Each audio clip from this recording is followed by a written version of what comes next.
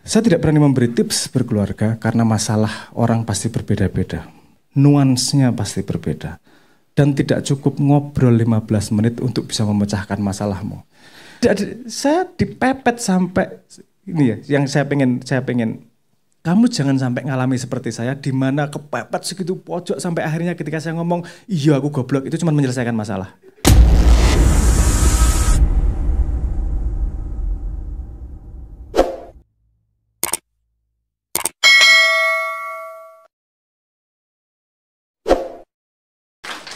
Oke, bismillahirrahmanirrahim. Assalamualaikum warahmatullahi wabarakatuh. Selamat malam semuanya. Sehat? Waras? Alhamdulillah. Untuk yang terhormat Bapak Bupati, nggak perlu gitu ya. Ini yang menyenangkan dari forum ini adalah nggak perlu basa-basi seperti itu. Semua tahu saya menghormati kalian dan mencintai kalian semua. Yes. Tapi saya bingung kenapa harus berdiri di sini dan ngomong keluarga. Ini dilema dari tadi. Kita ngomong relationship di ruang keluarga.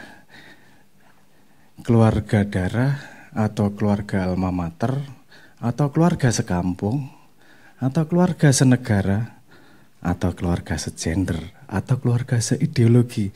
Nah ini pertanyaan yang mumet. Entah mungkin saya overthinking atau memang sebenarnya kata keluarga serancu itu. Dan saya juga tidak merasa berhak di sini ngomong tentang memberi tips tentang kehidupan berkeluarga seolah-olah keluarga saya yang paling baik dan patut dicontoh. Karena faktanya saya sendiri juga sering menghela nafas terhadap keadaan keluarga saya. Seperti yang kita alami semua. Jadi saya tidak akan memberi tips tentang berkeluarga. Karena Google dan ChatGPT pasti memberi lebih banyak tips. Saya dihadapkan pada preposisi ini. Kalau boleh saya gini aja.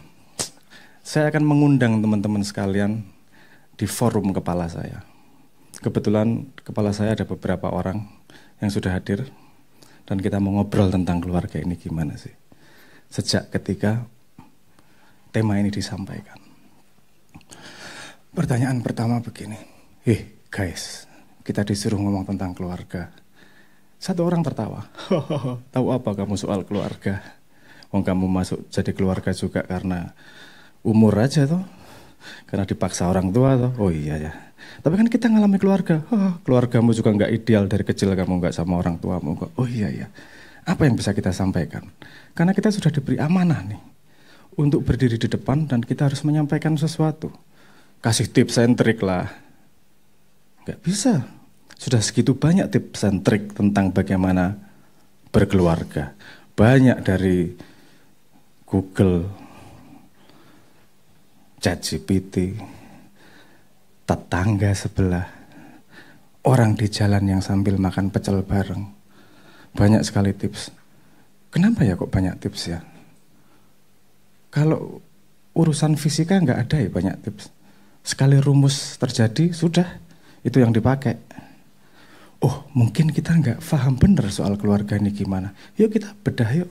Oke, coba kita cari fundamentalnya, hubungan antar keluarga. Di situ ada beberapa kalimat yang bisa dibedah. Pertama hubungan, baru kemudian keluarga. Karena keluarga adalah subset dari hubungan. Ada hubungan yang lain di luar keluarga. Hubungan pertemanan. Yang kalau sudah lama banget bisa kita sebut sebagai keluarga. Ini keluargaku. Yang teman sangat dekat. Oke, sekarang kita ngomong tentang hubungan. Kita bedah sedikit yuk. Ngomongnya sama penonton gimana? Udah suruh dengerin kita ngobrol aja. Oke, sip. Gimana? Apa itu keluarga? Apa itu hubungan? Hubungan itu interaksi antara dua entitas. Hubungan antar sel bisa nggak? Oh bisa, itu hubungan. Hubungan antar atom bisa nggak? Itu hubungan. Itu hubungan. Kita ngomong itu atau gimana? Loh, ruwet coy. Itu terlalu ruwet. Ini hubungan antar manusia. Kita mulai dari agen manusia aja. Oke, berarti yang kita bahas adalah hubungan antar manusianya. Untuk bisa memahami itu berarti kita harus memahami manusia. Tapi manusia kompleks loh. Kita ambil saja area dari manusia yang bisa kita teliti untuk bisa menerjemahkan apa sih sebenarnya hubungan. Oke, gimana? Kalau yang namanya hubungan, pertama, kita ambil level abstraksi pada manusia. Artinya manusia satu pasti berhubungan dengan manusia lain. Kita anggap manusia dengan dirinya sendiri nggak ada hubungannya. Gitu aja dulu ya. Oke. Satu manusia dengan manusia yang lain. Apa syaratnya terjadi hubungan satu manusia sama yang lain? Ini kan sama-sama society. Hubungan satu dengan manusia yang lain, 1, 2, 3, dan banyak. Oke, ada syarat utama dalam hubungan. Pertama, dari orang yang berhubungan harus ada sesuatu yang sama. Karena kalau semuanya beda, susah berhubungan. Satu ngomong pakai bahasa Arab, satu ngomong pakai bahasa Swahili. Susah sekali berhubungan. Kecuali hubungannya adalah pakai bahasa fisik. Kaplok mukanya, semua orang di dunia nggak perlu bahasa untuk bisa membalas dengan kaplokan. Tapi itu ya bukan yang kita bicarakan. Oke. Kita ngomong tentang persamaan. Dari dua manusia harus ada persamaan untuk bisa membangun hubungan. Buktinya apa? Coba lihat yang pacaran. Kalau deketin pasangannya, pasti cari yang sama. Dek, senengnya apa? Pecel lele. Saya juga loh. Kamu seneng nonton film apa? Horor. Wah, aku seneng banget ya habis itu. Apa ya film horor ya? Reja segitu. Oke, itu menarik. Ketika awal-awal hubungan, kita anggap satu kasus itu coba kita teliti. Yang dimajukan adalah persamaan. Kalau persamaan menyediakan apa sih? Oh, persamaan itu kemudian menyediakan ilusi, dalam tanda petik ilusi karena belum terjadi. Menyediakan harapan atas stabilitas. Aku tidak perlu menjelaskan semua hal, kamu akan paham. Tapi jangan lupa, tidak ada satupun manusia yang sama. Pasti ada bedanya. Contohnya gimana? Coba lihat kalau pacaran. Kalau awal-awal pasti mesra. Karena dua-duanya menunjukkan kesamaannya. Lama-lama perbedaannya keluar. Wah, ternyata kentutnya bau juga ya. Ini mulai individu yang membedakan ini mulai muncul nih. Terus kemudian harus di-manage nih. Kita harus menyamakan diri terus, mengubah diri kita agar selalu sama dengan pasangan. Atau kita jadi sangat unik agar berbeda dengan pasangan. Nah, kita sebenarnya sudah melakukan, manusia sudah melakukan secara naluriah bahwa kita ada drive utama dalam manusia, bahwa manusia pengen stabilitas, tapi nggak stabil banget. Perlu ada surprise dan perlu ada ribet-ribet sedikit dalam tanda petik untuk menyediakan ketidakpastian. Karena yang stabilitas prediktif 100% itu membosankan. Tapi kalau ribut terus, itu juga mencapekkan. Saya nggak tahu bahasanya apa ya.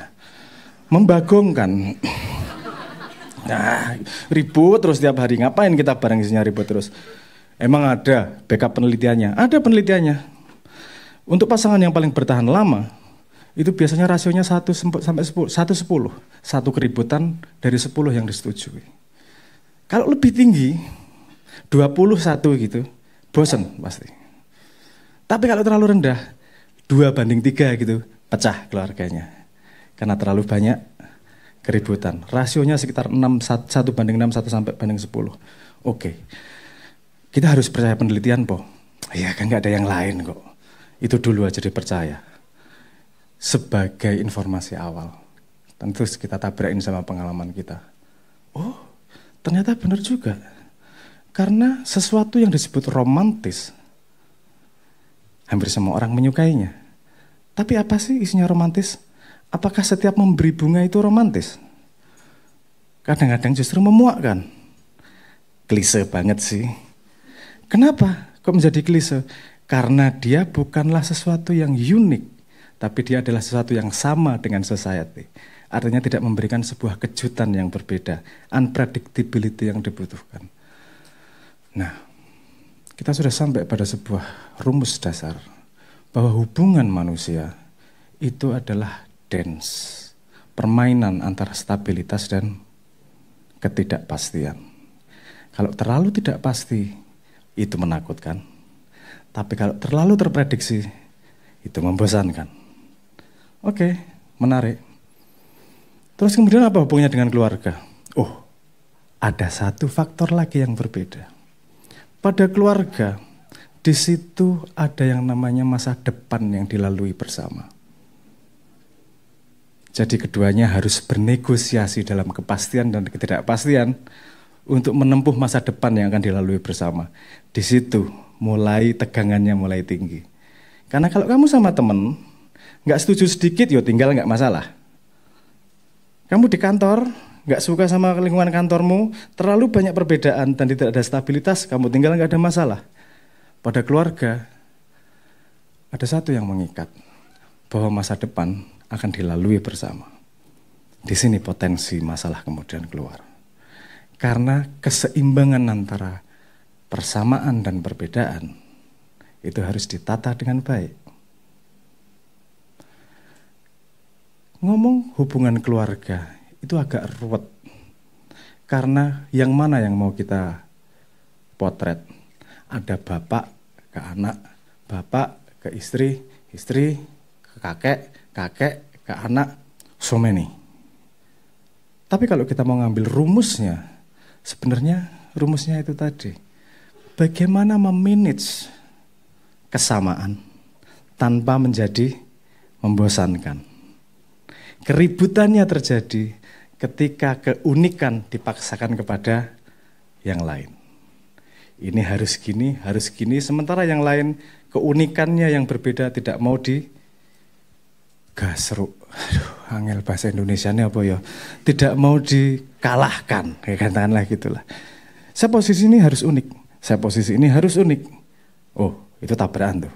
Pada hal yang sama, mereka harus unik. Makanya kalau untuk yang cari istri, di sini banyak ya, banyak nggak yang cacat tuna asmara, yang masih hatinya teriris-iris kalau centang biru nggak dibalas. Antara ketidakpastian, itu ketidakpastian yang mengerikan. Aduh, nggak dibalas karena saya salah ngomong, atau dia nggak suka sama saya, atau apa yang terjadi. Oh, imajinasinya luar biasa. Hubungan di keluarga itu adalah hubungan memanage stabilitas tanpa menjadi membosankan. Kalau Anda mau nge-track semua keributan, pasti itu stake-nya di masa depan. Orang tua pengen mengenforce uniqueness-nya kepada anaknya. Karena mimpinya tidak tercapai untuk menjadi dokter, makanya pengen memaksa anaknya untuk jadi dokter. Uniqueness-nya yang dipaksakan. Si anak ada yang tipenya tidak berdaya terus ngikut. Oke, saya sekolah jadi dokter. Kemudian sepanjang hidupnya gerundel. Ini bukan mimpi saya, ini bukan mimpi saya. Atau dipaksa jadi PNS. Ada di sini yang paksa jadi PNS. Itu mimpi boomer banget ya. Bagi mereka wajar karena hidup pada zaman di mana loris hidup adalah menjadi pegawai dari sebuah badan yang lebih besar. Dan dia pengen anaknya tidak mengalami pergolakan. Sehingga uniqueness pengalamannya di-enforce kepada anaknya. Si anak tidak paham, misalnya, bahwa ini mimpi ayah yang belum tercapai. Terus sehingga uniqueness-nya digeser, uniqueness-nya dia mau dihabiskan, tanpa ada pegangan pada kesamaan. Itu yang terjadi adalah tabrakan. Makanya, kalau Anda paham ini konsepnya, semua tips menjadi masuk akal.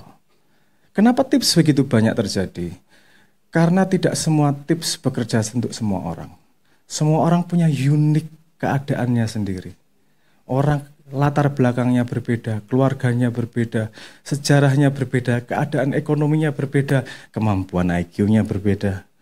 Segala macam berbeda sehingga tips tidak selalu berlaku pada keluargamu. Sehingga segitu banyak tips. Tapi kalau kita memahami mekanisme ini, sederhana kok mekanisme dasarnya. Dua manusia itu pada hubungan apapun harus memanage mana yang sama, mana yang berbeda. Untuk di-resolve menjadi kestabilan ke masa depan tanpa menjadi membosankan. Keluarga, Nggak usah ruwet, intinya cuma itu aja kok. Jadi kalau kamu cari pasangan, pastikan apa yang mau kamu give up dari uniqueness-mu. Apa yang kamu pegang mau jadi uniqueness-mu. Di awal diobrolin, urusan ini non-negotiable. Urusan yang lain saya manut. Mungkin itu trik pribadi yang saya lakukan. Jadi kalau untuk urusan milih makanan, milih baju, milih hal seperti itu, saya tidak pernah sama sekali mengusulkan. Kenapa? Karena saya pengen menyerahkan kesamaan. Tapi pada area yang penting uniqueness-nya. Contohnya, gimana didik anak? Itu saya agak keras. Karena saya ambil uniqueness-nya di situ dan memberikan ruang uniqueness-nya di tempat lain kepada istri. Untung istri saya nggak di sini sehingga nggak tahu triknya. Kalau tahu ya berbahaya juga. Nah, banyak yang bisa kita bahas. Saya tidak berani memberi tips berkeluarga karena masalah orang pasti berbeda-beda. Nuansnya pasti berbeda. Dan tidak cukup ngobrol 15 menit untuk bisa memecahkan masalahmu. Ya karena saya bukan wali dan bukan nabi. Tapi yang saya harapkan di sini adalah saya berdiri di sini pada tema hubungan keluarga, tetap memberi sesuatu kepada teman-teman untuk bisa dibawa pulang. Saya tidak memberi ikan untuk Anda makan, tapi semoga saya bisa memberi kail untuk bisa Anda pakai, memecahkan masalah keluarga, tantangan, masa depan, dan seterusnya. Saya rangkum lagi terakhir, hubungan dalam keluarga. Hubungan adalah memanage persamaan dan memanage perbedaan. Keluarga memberi stake-nya lebih tinggi karena akan mengalami masa depan yang sama. Sebelum saya tutup, saya kasih contoh sedikit lainnya. Ada keluarga yang namanya kantor misalnya. Itu keributan tidak kalah sama keluarga di rumah. Kenapa? Karena masa depan kantor adalah masa depan yang bersama-sama dilalui oleh orang-orang sekantor. Betul nggak? Faktornya itu aja. Human, manusianya. Yang nggak mau bosen, tapi nggak mau kok gitu. Manusianya yang pengen excitement, tapi tidak terlalu random excitementnya. Karena kalau terlalu unpredictable dia akan stres. Tapi juga ada stake waktu yang direbutkan. Jangan lupa, setiap hubungan adalah satu langkah untuk memproyeksi masa depanmu mau kemana. Makanya perlu kita bahas lebih dalam. Tapi itu modal awal yang saya sampaikan. Semoga bermanfaat. Moga kita lanjutkan dengan Mbak Gayatri naik ke sini. Matur nuwun. Wassalamualaikum warahmatullahi wabarakatuh. Kirain lagi koneksinya gitu ya. Oke. Ini sinyalnya agak rendah. Tertutup banyak ini ya, gedung. Oke, teman-teman ternyata sudah banyak banget diskusi yang menyenangkan bersama Mas Abrang. Mungkin supaya kita lebih enak lagi ngobrolnya, lebih banyak dapat perspektif lagi. Mungkin setelah ini kita akan buka sesi Q&A untuk semua peserta. Oke, untuk ya semua teman-teman yang pengen tanya nanti bisa kita pilih sekitar 3 penanya dulu gitu ya. Nanti bisa langsung dijawab satu persatu gitu. Oke, ini udah dinyalain ya teman-teman. Oh ya, oke. Oke teman-teman, ada yang mau tanya? 1, 2, 3. Masnya 1, mbaknya 2 yang pakai jilbab, sama masnya yang di atas. Oke, boleh? Mic-nya teman-teman. Oke. Oke, assalamualaikum warahmatullahi wabarakatuh. Selamat malam semuanya, semoga sehat selalu Mas Abrang dan semuanya, Mbak Gayatri juga. Mungkin masalah apa ya? Saya ingin bertanya masalah uniqueness setiap manusia tadi, karena saya juga percaya bahwa manusia itu makhluk paling sempurna yang diciptakan oleh Tuhan, dan Tuhan mengatakan bahwa manusia sempurna itu saya percaya karena setiap bayi yang lahir di dunia ini pasti menandakan bahwa Tuhan masih percaya sama manusia gitu. Dan itu mempunyai makna di hidup saya bahwa manusia juga mungkin yang dikatakan Mas Abrang seperti uniqueness tadi. Dan saya punya sebuah analogi bahwa uniqueness ini juga seperti ambisi manusia. Yang mana kalau di kehidupan saya mungkin ambisi saya adalah saya harus mempunyai keluarga kecil nantinya yang lebih daripada keluarga saya.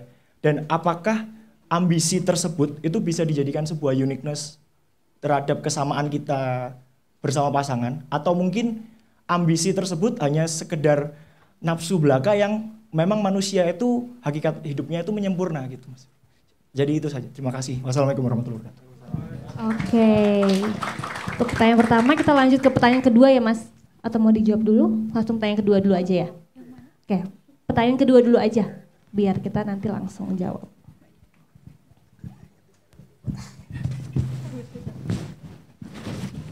Oke.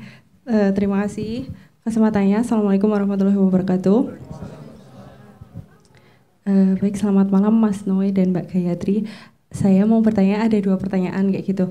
Yang pertama adalah, kan kalau misalkan kita katakanlah punya keturunan kayak gitu kan, terus habis itu pasti akan ada gap antara kita dengan keturunan kita, entah itu gap antara usia atau mungkin dari sisi pemahaman kayak gitu. Nah, terus kalau menurut Mas Sabrang itu gimana caranya kita memastikan bahwa anak kita tuh bisa hidup atau setidaknya kayak bertahan hidup di masa depan yang mungkin keadaannya itu sangat berbeda dengan kita sekarang kayak gitu. Jadi hal apa aja yang harus benar-benar kita bekalin ke anak kita gitu.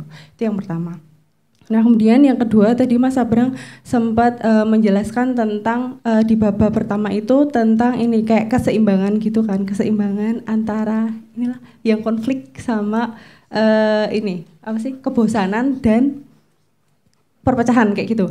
Nah, kalau misalkan ada sebuah keadaan di mana keluarga itu tuh cukup flat gitu, cukup flat dan kayak nggak ada apa-apanya gitu, misalkan kayak gitu kan. Apakah itu tuh yang salah itu adalah keluarganya, artinya kayak dia harus mencari keributan, atau sebenarnya yang salah itu tuh orangnya, karena sebenarnya tuh kowe iki di masalah mah kowe ngerti masalah apa gitu sih. Itu pertanyaan saya. Terima kasih atas waktunya. Wassalamualaikum warahmatullahi wabarakatuh. Terima kasih Mbak. Kita lanjut ke penanya ketiga yang ada di atas.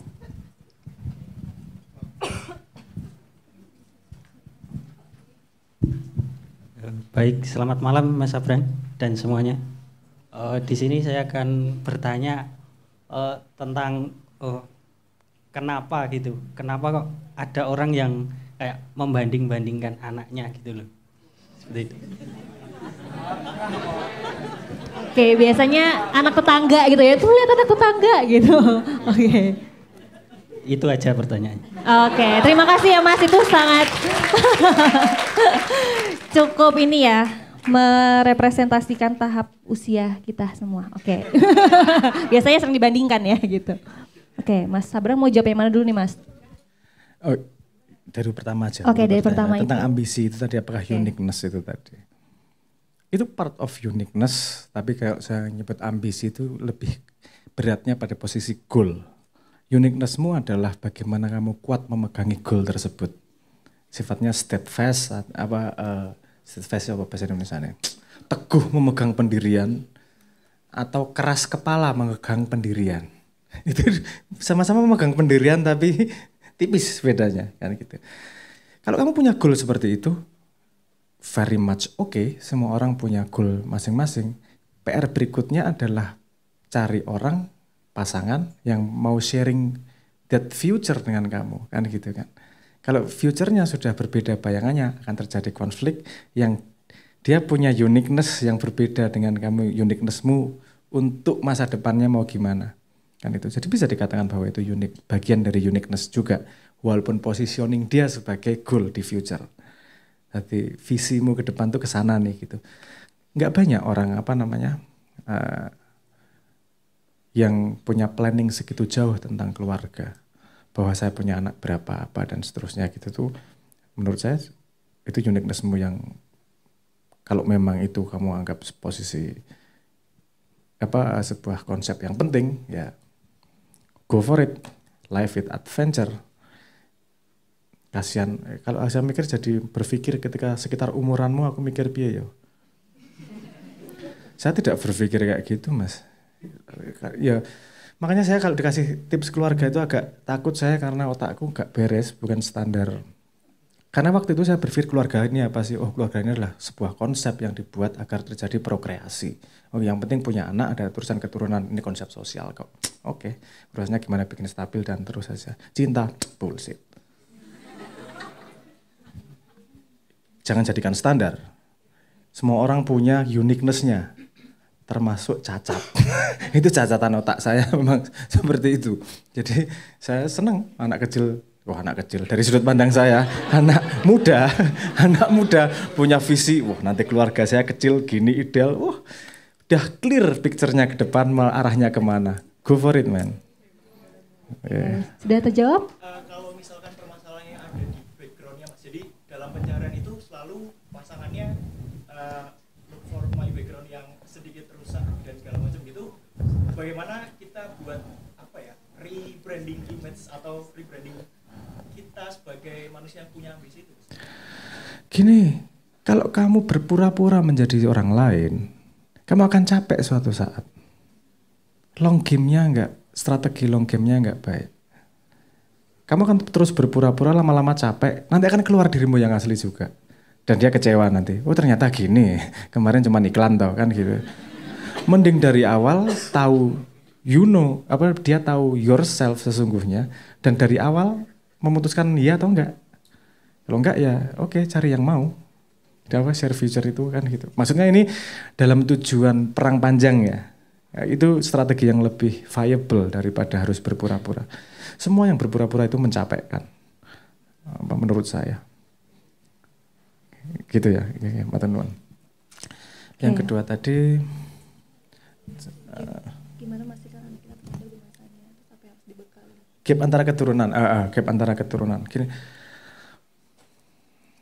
Mungkin saya sharing bagaimana saya handle anak saya. Karena saya tahu dia akan mengalami zaman yang tidak akan saya alami. Jadi pertama yang saya bangun adalah critical thinking. Bagaimana kalau orang nanya, anaknya boleh pegangin gadget atau tidak? Dari awal anak saya lepasin gadget. Tapi saya selalu temani pemaknaan. Karena setiap dia mengalami sesuatu, dia harus mengambil ilmu di situ. Jadi kamu nonton apa? Nonton gini-gini. Terus gimana itu pendapatmu? Saya menemani membiasakan dan menemani pemaknaan tersebut. Kalau sudah terbangun rumah pemahaman bahwa sesuatu harus difahami dan dimaknai, dia akan punya harapannya, dia akan punya kebiasaan untuk memaknai setiap hal yang dia temui tanpa bapaknya sekalipun. Jadi critical thinking dan membangun rumah pemahamannya seperti itu. Jadi yang dibangun bukan ngajari pakai internet, tapi ini sebuah alat yang bisa kamu gunakan dalam hidupmu seperti apa. Human centric, bukan teknologi centric. Bukan peradaban centric, tapi human centric. Kalau saya pemahamannya seperti itu. Semoga menjawab ya. Yang kedua tadi, kalau keluarga nggak pernah ribut, sudah terbuktikan yang ribut terus bermasalah. Yang nggak pernah ribut ya bermasalah, wis toh. Yang pernah ribut iki ngopo jane pun masalah ning meneng-meneng tok pendem jane kan gitu. Terus ada kecurigaan itu juga kan endingnya. Sebenarnya modalnya asik nih. Kenapa? Karena kedua-duanya siap menyerahkan uniqueness-nya demi kebaikan bersama. Ini opportunity untuk menjadi fun atau menjadi romantis yang tidak semua orang memiliki. Do something yang unexpected, itu akan sedikit aja. Tiba-tiba kamu pulang ke rumah pakai baju Hinata gitu misalnya. Oh, ya nggak se ekstrim itulah, tapi maksudnya something unexpected gitu. Itu pasti dia, what the hell apa sih ini? Jadi punya something yang dibicarakan. Jadi sumber yang disebut sebagai romantis itu something yang unexpected kok. Sesuatu yang tidak disangka-sangka. Karena gini, setiap kita mengalami sesuatu, sedikit ada yang loading nih. Otak manusia memprosesnya itu yang disebut sebagai reverse inference process. Apa itu? Otak manusia itu dilatih untuk memproses masa lalu. Kamu dapat dengar suara dulu, baru kemudian nge-track suaranya dari mana ya. Bukan suaranya dari mana baru dengar. Selalu reverse inference process.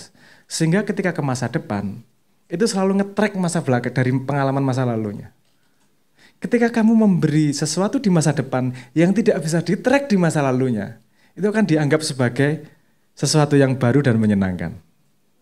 Jangan terlalu jauh. Kalau terlalu aneh, dia akan menganggap kamu jadi, yo gila po. Ini Mohon maaf ya, saya agak melebar sedikit ya, siapa tahu berguna. Ini yang disebut sebagai cognitive load. Ini berguna di mana aja, Mbak. Bikin musik pun berguna. Bikin musik kalau terlalu aneh, nggak akan ada yang mau dengerin. Tapi kalau terlalu biasa, orang bosan. Contohnya gini, dangdut, itu kan ya, tak gendangdut, itu di mana-mana gitu, kamu dengerin tuh. Yang berbeda adalah dari nadanya, dari senggaan-senggaane, itu membuat sesuatu ada yang baru. Karena kalau familiar, rumusnya gini, 90% familiar, 10% inovasi.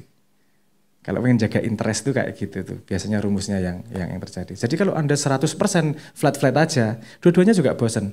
Bikin satu, nanti akan tertrigger. Karena ada naluri reciprocality namanya. Naluri apa itu? Kalau yang satu ngasih kejutan, dia akan merasa punya kewajiban ngasih kejutan yang lain. Reciprocality, ya. Terus kemudian kedua-duanya ngasih kejutan tiap hari, lama-lama udah nggak stabil nih. Ya gini apa nih, kejutan terus tiap hari ini. Oke, stop. Kasih kita stabilin lagi. Gitu. Tapi Anda mendapatkan kesempatan yang luas untuk bisa memberi flare bumbu-bumbu yang menyenangkan di keluarga Anda. Tinggal mau main apa kan gitu. Seru itu, saya banyak ide gitu-gitu. Bikin kisruh pokoknya.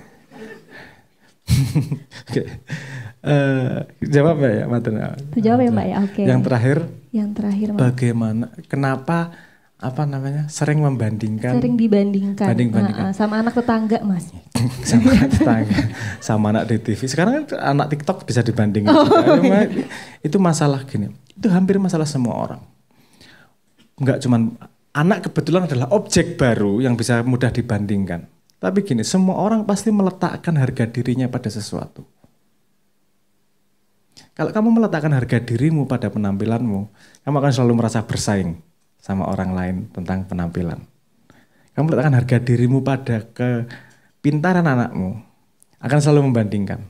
That's it. Padahal itu sesuatu yang bisa kita kontrol. Problemnya adalah kebanyakan dari kita tidak memahami bahwa di mana kita meletakkan harga diri. Itu dengan sengaja diletakkan di mana dia nggak bisa mengontrol. Padahal itu fully controllable.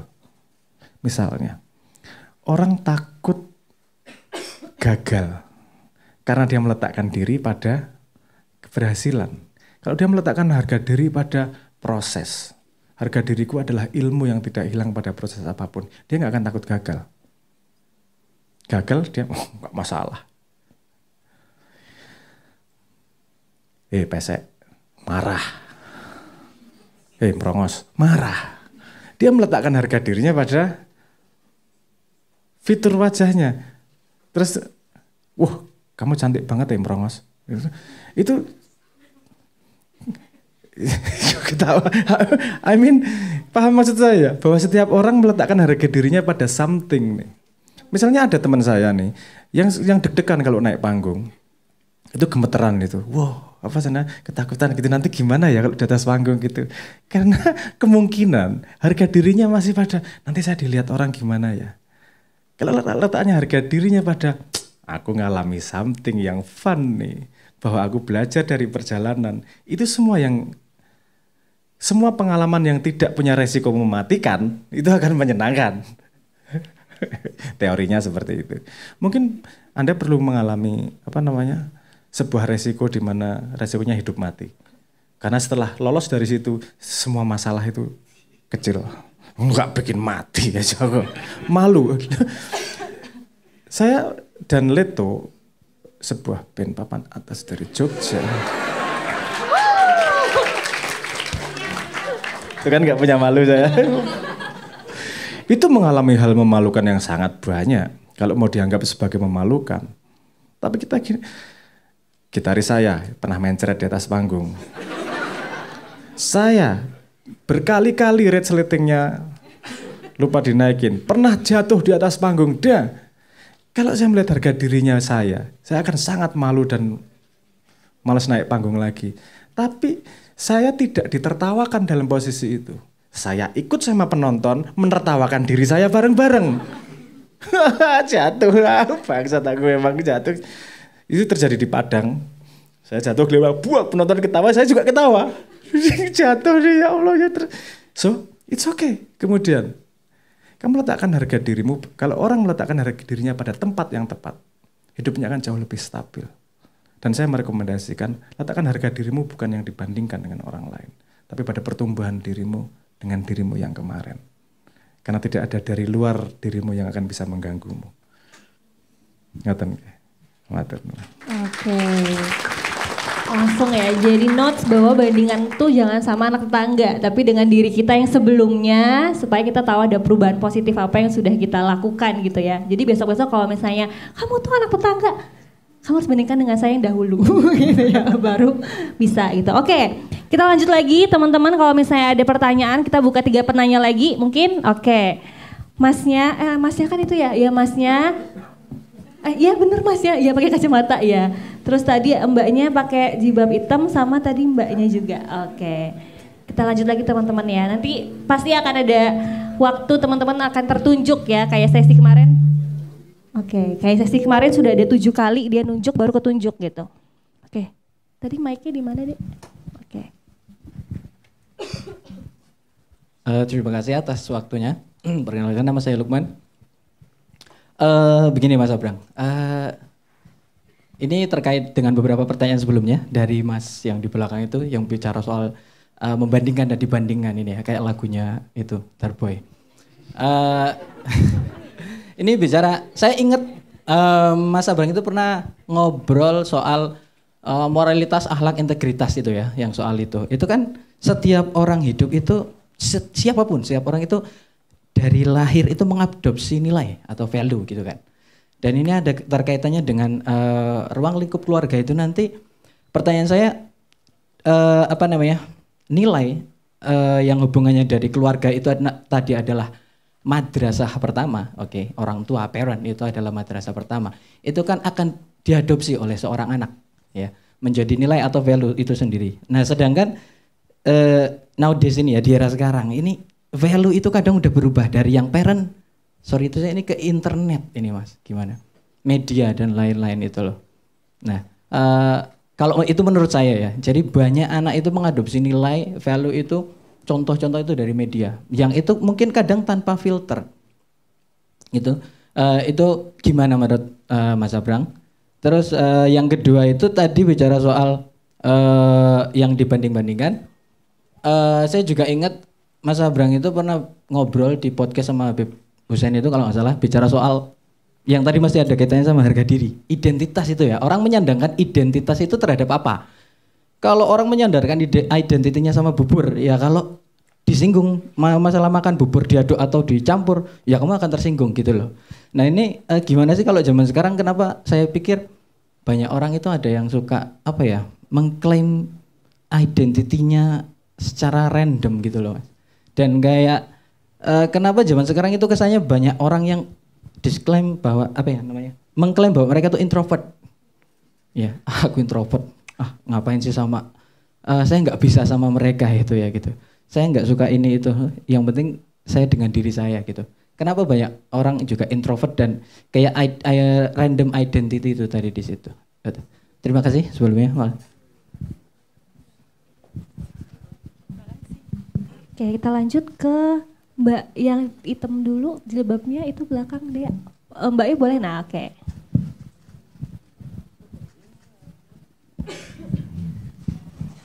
Selamat malam Mas Sabrang dan teman-teman. Jadi saya tuh pernah dengar cerita, itu kalau seorang kiai A, kiai B atau tokoh itu bisa berhasil, itu salah satunya karena tirakat dari orang tuanya. Pertanyaan saya itu bagaimana pendapat Mas Sabrang tentang orang tua yang melakukan tirakat, entah itu puasa atau melakukan amalan apapun yang diniatkan untuk keberhasilan anaknya. Terima kasih. Oke, kita lanjut lagi yang pertanyaan terakhir dari mbaknya di depan. Itu yang ya. Baik, selamat malam Mas Abrang. Saya mau tanya, jadi dalam suatu keluarga itu kan ada orang tua, dan orang tua itu kan dua kepala yang berbeda. Bagaimana kemudian kalau setiap problematika dalam keluarga itu sendiri termasuk permasalahan emosional dari kedua kepala ini, bukan hal-hal yang terkait rasional, kemudian keputusannya dibebankan kepada anak. Apakah kemudian kita sebagai anak boleh memberikan pengertian di mana seharusnya permasalahan emosional dari dua kepala ini bisa diselesaikan oleh dua kepala sendiri tanpa perantara dari anak karena ranahnya sudah emosional dan terlalu internal dari hubungan mereka sendiri. Gitu. Terima kasih. Oke, kita ke pertanyaan pertama ya, Mas.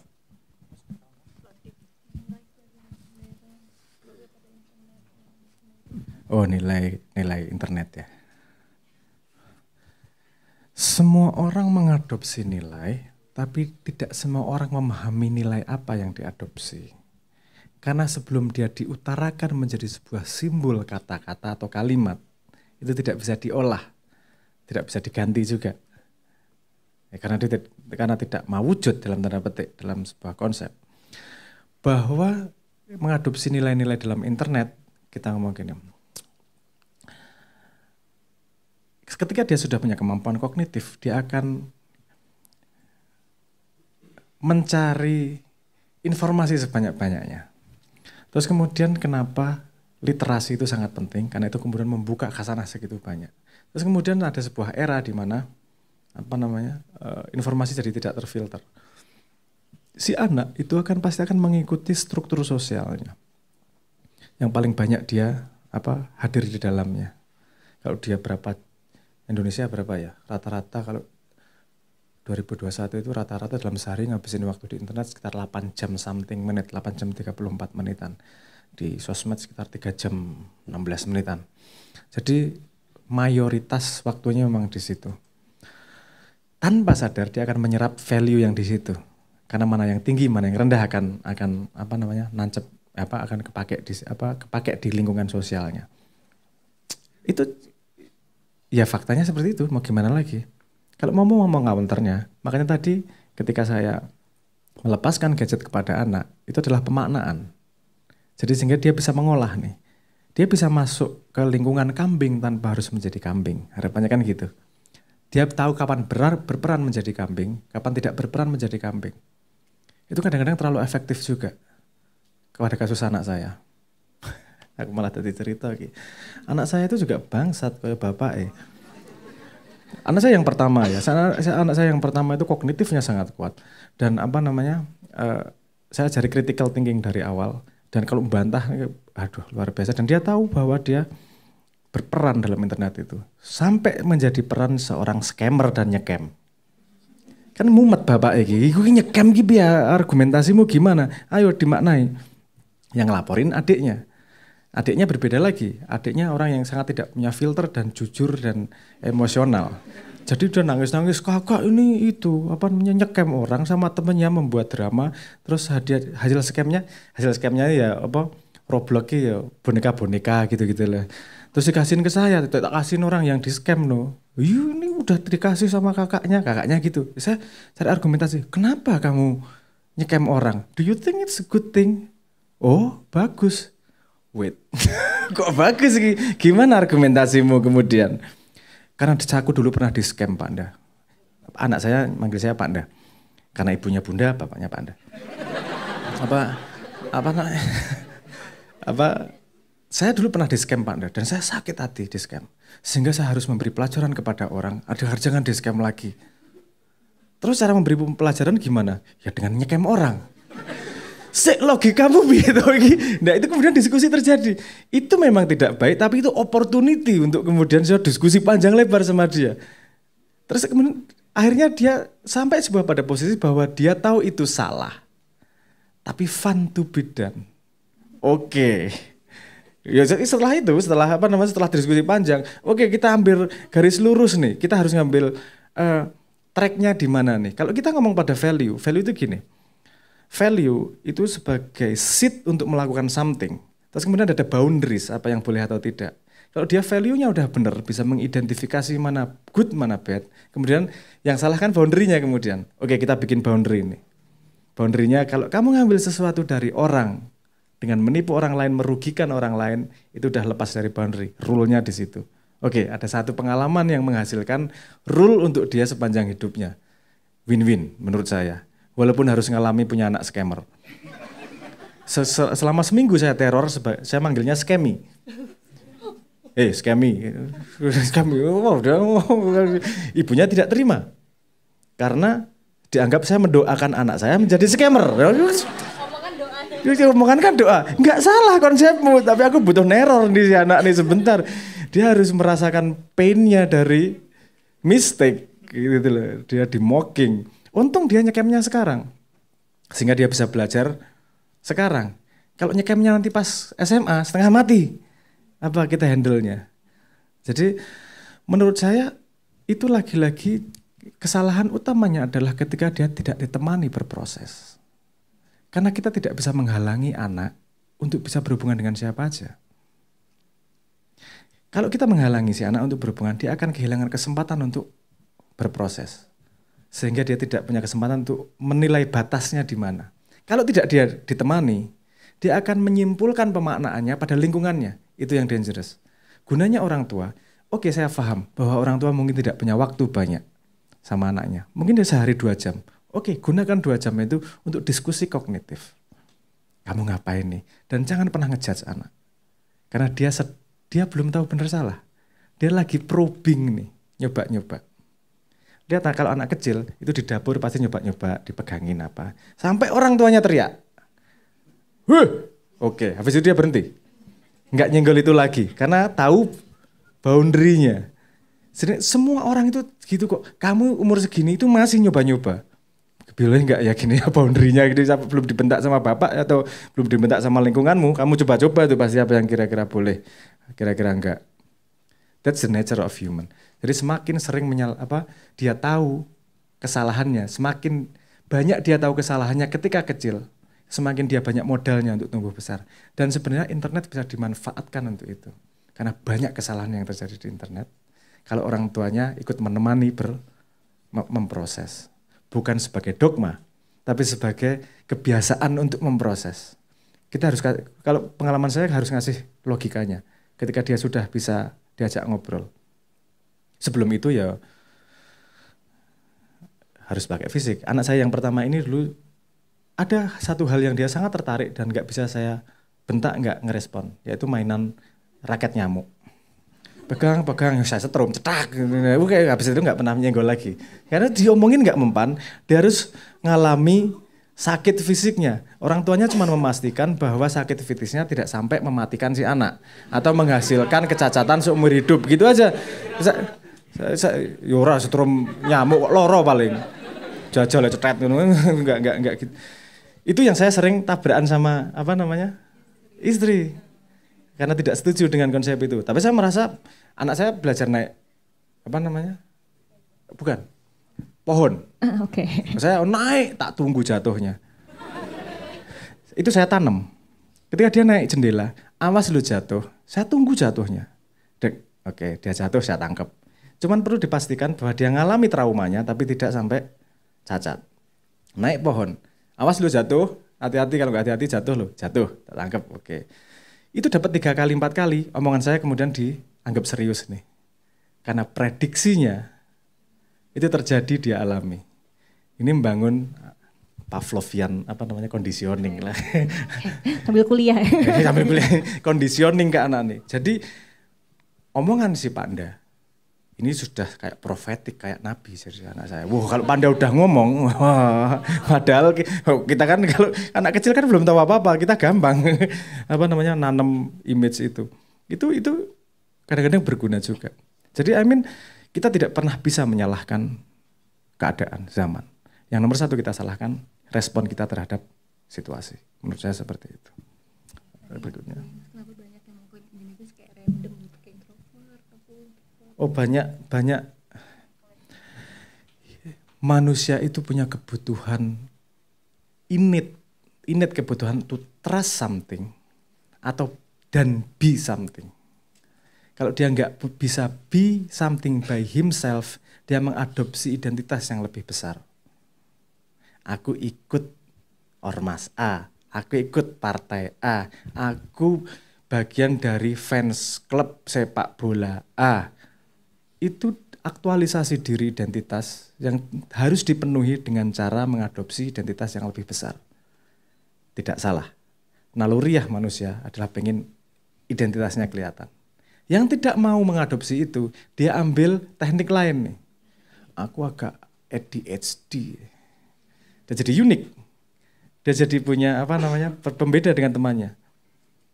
Sekarang banyak penelitian mengatakan bahwa anak muda self-claiming bahwa dia punya kelainan tertentu. Maybe right, maybe wrong. Tapi kalau kita lihat dasar basicnya, itu karena dia butuh identity memang. Dia butuh uniqueness. Itu dari dulu kok. Kalau dulu ekspresinya milih model celana, milih model baju. Ada yang gotik, ada yang sobek-sobek, ada yang sangat rapi. Itu ekspresi dari identity itu tadi. Kebutuhan itu dijawab oleh zaman dengan cara yang berbeda. Nah sekarang referensinya sudah sangat banyak. Bisa aku ngeklaim diriku, aku cacat deh. Itu spesial. Dengan kekurangan, tapi pembeda dengan yang lain. Itu basic innate human pengen seperti itu. It's okay. Orang lagi mencari perjalanan, mencari jati dirinya. Semoga dalam perjalanannya dia menemukan bahwa kamu tidak perlu mencari jati diri. Kamu hanya perlu mengekspresikan dirimu apa adanya dan jati dirimu akan keluar dengan sendirinya. Ngaten ya. Oke, kita lanjut lagi. Orang tua yang tirakat untuk keberhasilan anaknya. Ini angel aku bahas mekanisme ini tanpa harus. Karena tirakat bukanlah mekanisme sains yang bisa dibahas. Aku bisa membahas itu lebih dalam, tapi nanti kita masuk area esoteris. Esoteris itu nggak bisa di-proving nih nanti gimana. Tirakat itu tidak hanya berguna buat anak. Anak tirakat berguna buat bapak, kakek, dan seterusnya. Ini transcend time. Jadi ketika orang tua tirakat sama anaknya, bukan tentang keberhasilan yang kau bayangkan. Karena keberhasilan pada level itu bukanlah pada karir yang dibayangkan manusia. Tapi keberhasilan menjadi dirimu yang sesungguhnya. Bahkan nanti kadang-kadang melewati kesusahan. Kalau itu jalan tercepat untuk menemukan dirimu, itu tirakat bapakmu yang tercapai. Jadi bapakmu, mesti orang tua itu pengen menemukan ultimate, pengen anaknya ultimate menjadi manusia yang tidak hanya sukses di dunia tapi juga di akhirat.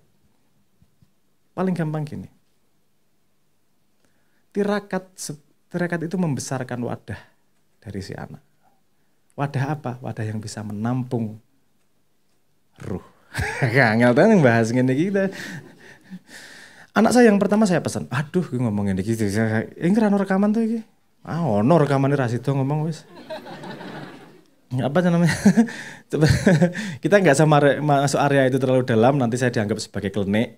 Tapi gini, tirakat itu metodologi sebelum sains untuk bisa mensupport darah. Dan itu tidak salah. Cuman mekanismenya tidak bisa dijelaskan dengan narasi sains. Sains itu sebuah narasi tertentu untuk menjelaskan dunia, bukan satu-satunya narasi. Ada narasi spiritual. Kita ngomong cukup dalam ya nih kemarin ya, tentang narasi dan bermacam-macam narasi. Ini dari area narasi yang berbeda. Tapi tirakat itu tidak hanya turun ke bawah, itu juga turun ke atas. Mekanisme waktunya seperti apa, ini pembahasan lebih dalam yang kalau diobrolin ada rekamannya nanti akan menimbulkan perdebatan yang tidak penting.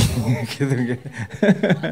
Tapi kenapa minta ditirakati bapakmu? Kalau kamu bisa tirakat buat dirimu sendiri, why not melakukan itu? Gitu.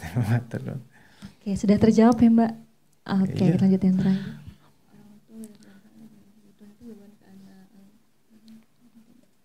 Oh, orang tua butuh anak untuk menengahi. Kenapa tidak diserahkan kepada orang tua gitu? Ngelihatnya jangan gitu. Coba lepaskan anak orang tua dulu. Lepaskan human. Anyone who cry for help, if you can help, help. Doesn't matter siapapun. Ketika orang tuamu tidak bisa meresolve, saya sangat masuk akal kenapa dia minta anaknya. Karena anaknya adalah common persamaan dari keduanya. Ketika individu uniqueness-nya tidak bisa ditabrakkan, dia mencari kesamaan. Apa ya? Ada representasi fisik dari kesamaan keduanya. Adalah si anak. Makanya si anak harus take over, ambil keputusan. Pertanyaannya, man up. Kamu berani nggak ambil keputusan itu? Kalau saya pribadi, dari kecil, ketika saya ditanyain gitu, langsung saya. This is my decision. Kamu sudah nanya ke aku, pintunya terbuka, saya sampaikan. Kalau nggak kamu lakukan apa nggak, mau kamu lakukan nggak kamu lakukan, aku sudah menyambut bola yang dilempar dan aku membantu sebisa-bisanya. Amin, itu opportunity-mu untuk terlibat dalam membangun keluarga. Karena keutuhan keluarga tidak hanya bersandar kepada orang tua. Siapa tahu anaknya juga bisa lebih dewasa dalam keadaan itu. Karena biasanya yang tidak terlibat dalam pertarungan itu yang paling bisa memberi advice. Kalau contohnya, kalau ada teman Anda 2 ribut pasangan, nyari advice, wah kamu jadi orang paling bijaksana sedunia. Kamu harus pengertian dek sama dia. Dia itu orangnya gini, kamu harus bijaksana. Kalau dia yang ngalami, karena ngomongin dirinya sendiri aja nggak bisa. Cangkemmu enak, kau nggak ngalami, cok. Nah, kamu pada sebuah perspektif posisi yang bisa helps other, why not? Cuman kalau ini spesifik anak sama orang tua, yang perlu dijaga adalah adab, gitu aja. That's it. Menurut saya seperti itu. Semoga bermanfaat. Oke, terjawab ya Mbak ya. Oke, setuju sih Mas. Jadi memang kalau kita misalnya melihat sebuah status kayak ngerasa ya harusnya orang tua bisa ambil keputusan sendiri gitu ya. Itu kan sebenarnya kalau kita ngelihat sebagai keluarga yang utuh itu sebenarnya anak juga akan terlibat gitu ya. Oke, gimana Mas? Tak tambah sedikit. Kamu jangan menganggap orang tua lebih dewasa loh. Lebih hebat. Orang tua itu cuma lahir lebih duluan daripada kamu. Bukan berarti tumbuhnya dan dewasanya pasti lebih baik daripada kamu. Informasi yang dia baca seumur hidup bisa kamu selesaikan setahun kok. Dengan informasi segini banyak. Kita harus menghormati mereka sebagai orang tua, tapi ilusi yang lain, kamu tetap human sama human. Itu menurut saya perlu kita pertimbangkan. Seperti saya duduk di sini, bukan saya yang lebih pengalaman, tapi karena saya lahir lebih dulu daripada kalian. Urusannya ngono ngerti disian, tak share daripada tak pek dhewe ra ono gunane gitu. Ya, Pak. Oke, teman-teman, kita masih ada sekitar beberapa menit lagi, ternyata masih lumayan banyak. Jadi teman-teman ada yang mau tanya lagi? Oke, 1, 2. Boleh turun lagi teman-teman, jadi agak-agak gak kelihatan ya. Oke, 1, 2, 3. Oke, tadi masnya yang di atas, terus mbaknya, sama masnya kacamata. Oke, siap. Sambil minum dulu Mas.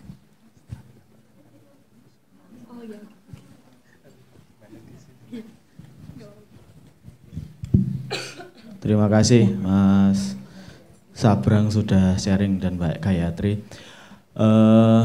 Jadi satu yang tadi saya garis bawahi adalah Mas Sabrang tadi cerita tentang bagaimana didik anak. Aku tak ngadeg tak digoleki sing ngomong di.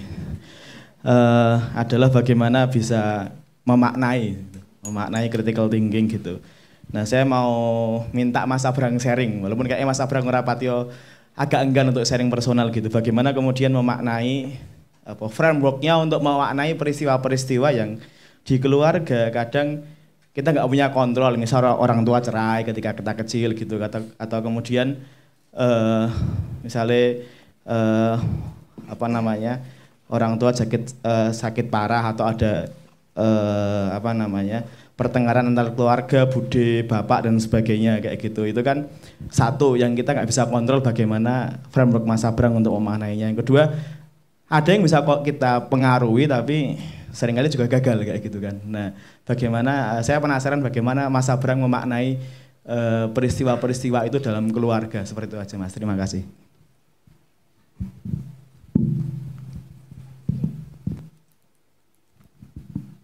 Selanjutnya Mbak yang boleh angkat tangan Mbak. Ya. Biar yang ngasih mic terlihat gitu ya. Oke. Baik, bismillahirrahmanirrahim. Selamat malam Mas Sabrang dan Mbak Gayatri.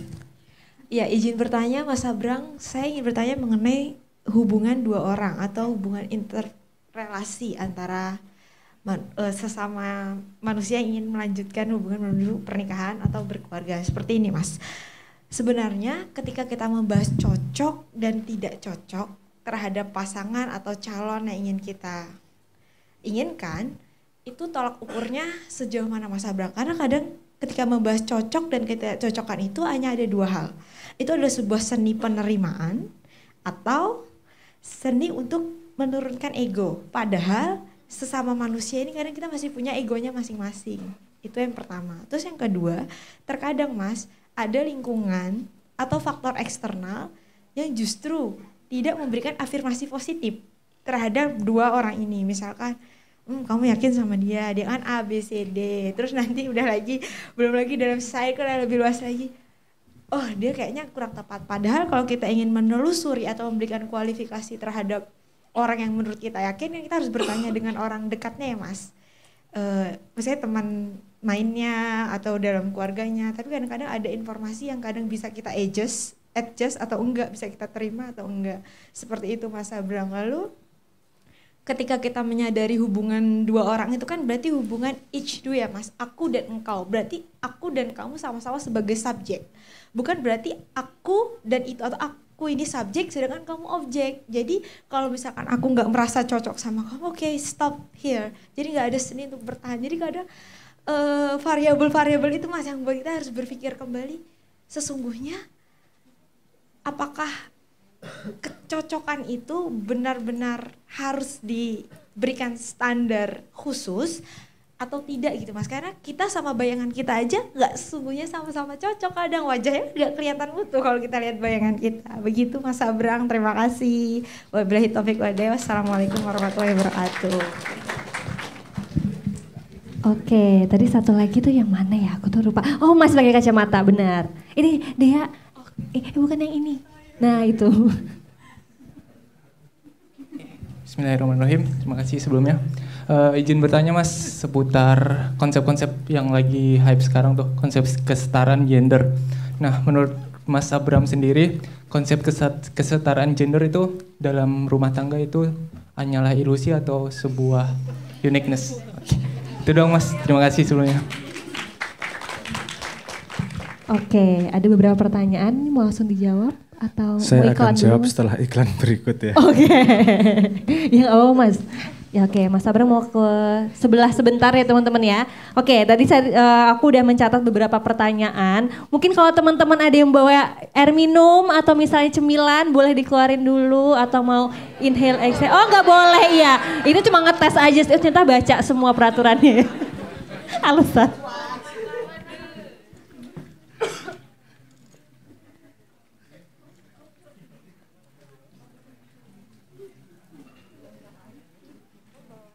Ya, kalau misalnya nggak bawa, saya bawa teman-teman ya. Oke, teman-teman, aku mau ngingetin lagi, mungkin ada beberapa teman-teman di sini yang baru pertama datang ke Sebelum Kreatif, jadi jangan lupa untuk follow dulu Instagramnya, sosial medianya Sebelum Kreatif, karena kita masih ada banyak banget sesi. Nanti selanjutnya mungkin ada sama Mas Abrang atau dengan speaker-speaker lainnya yang nanti semoga dapat banyak manfaatnya gitu teman-teman ya. Oke, kita sambil nunggu Mas Abrang boleh sambil inhale exhale dulu ya teman-teman ya.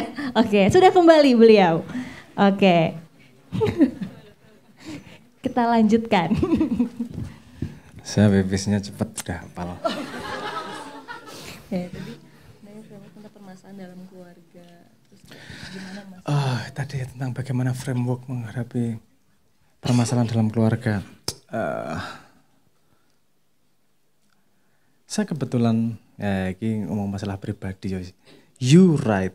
Kalau aku nggak senang ngomong masalah pribadi, tapi kalau ini bagian dari useful akan saya ceritakan selimit yang saya mau dalam tanda petik itu. Kebetulan dari kecil saya mengalami sebuah keluarga yang sama sekali tidak ideal. Kalau mau ngomong apa? Ngomong broken home, abuse, apa dan segala macam pengalaman syarat trauma menjadi anak kecil. Itu insya Allah saya agak lengkap lah.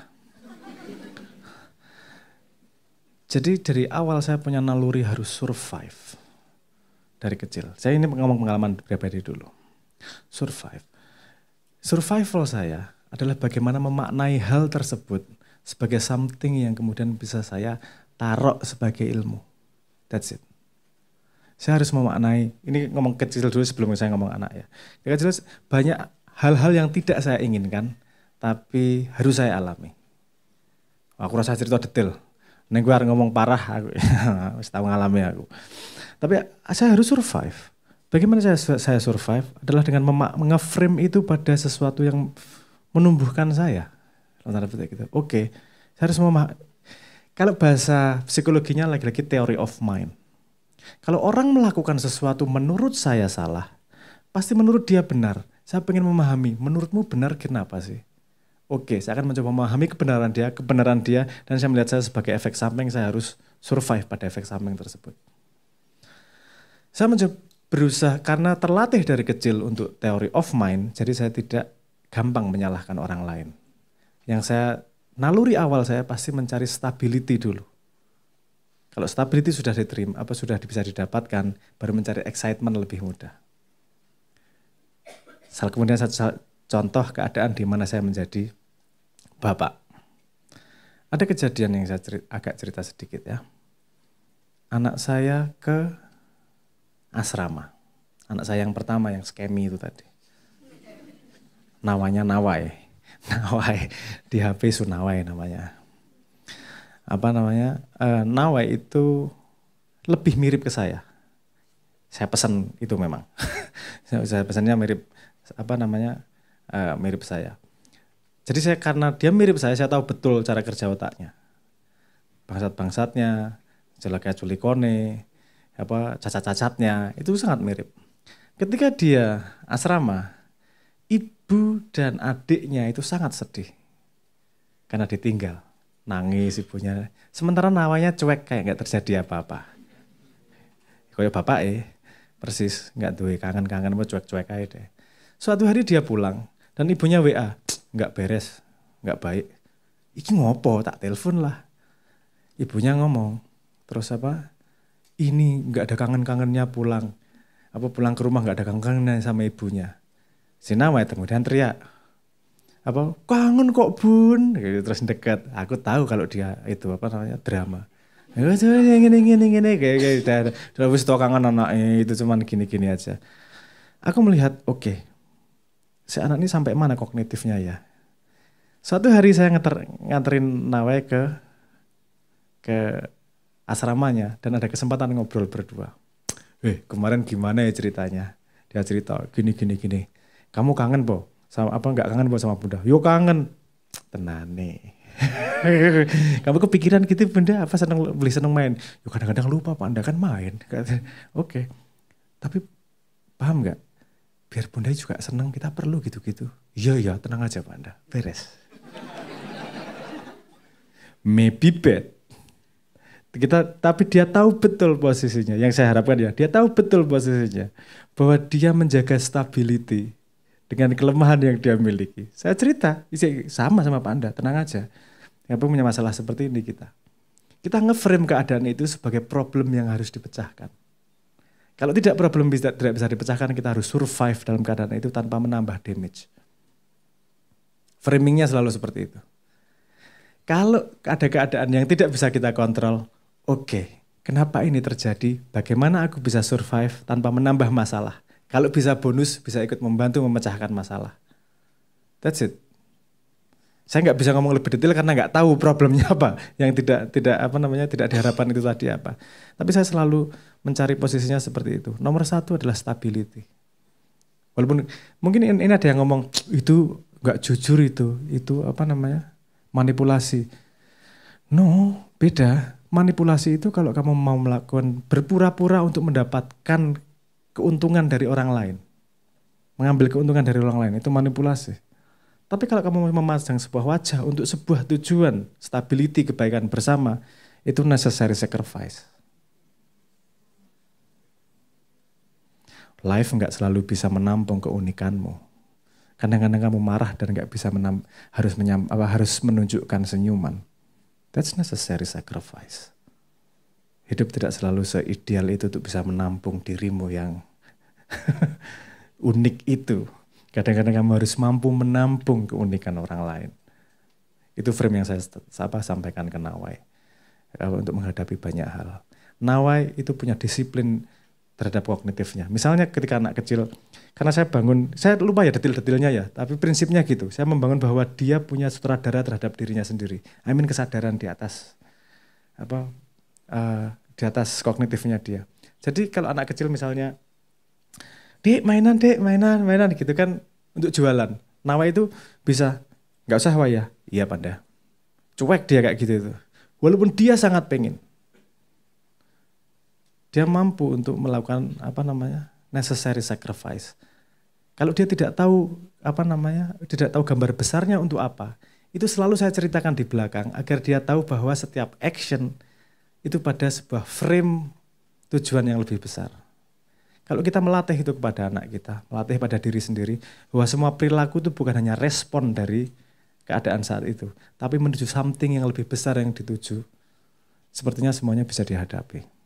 Kalau kita tidak bisa menemukan konsep yang lebih besar untuk dituju, berarti kita belum cukup memahami situasi. Situasi kebanyakan tidak kita harapkan kok. Kebanyakan. Bukan kita harapkan, tidak bisa kita prediksi kok situasi. Seringkali. Oke, tadi mungkin yang cowok-cowok kalau ditanya pasangannya bisa gitu ya Mas jawabnya ya. Jadi aku gendut nggak, kamu kokoh gitu. Oke, mungkin ini nggak ada pacar saya di sini. Saya cerita itu di panggung dan itu masuk YouTube. Setelah itu teman-temannya di sekolah manggil dia Bu Kokoh semua. Saya masih jadi masalah lagi saya kemudian. Masalah nggak selesai ya Allah.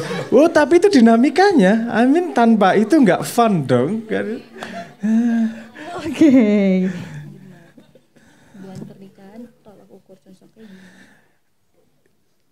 Selalu pertanyaan kedua. Tolak ukur cocok atau tidaknya seperti apa? Fundamentally, nyari pasangan itu gambling. Mohon maaf ya.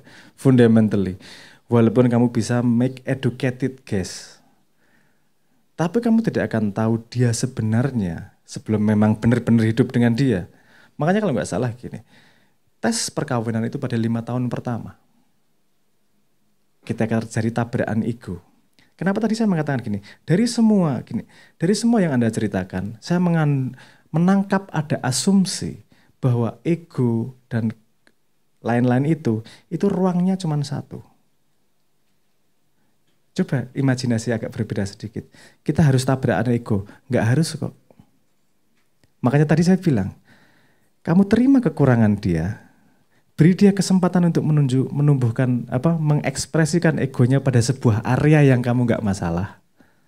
Tapi dia juga memberi ruangmu untuk menunjukkan egomu pada uniquenessmu pada tempat yang berbeda.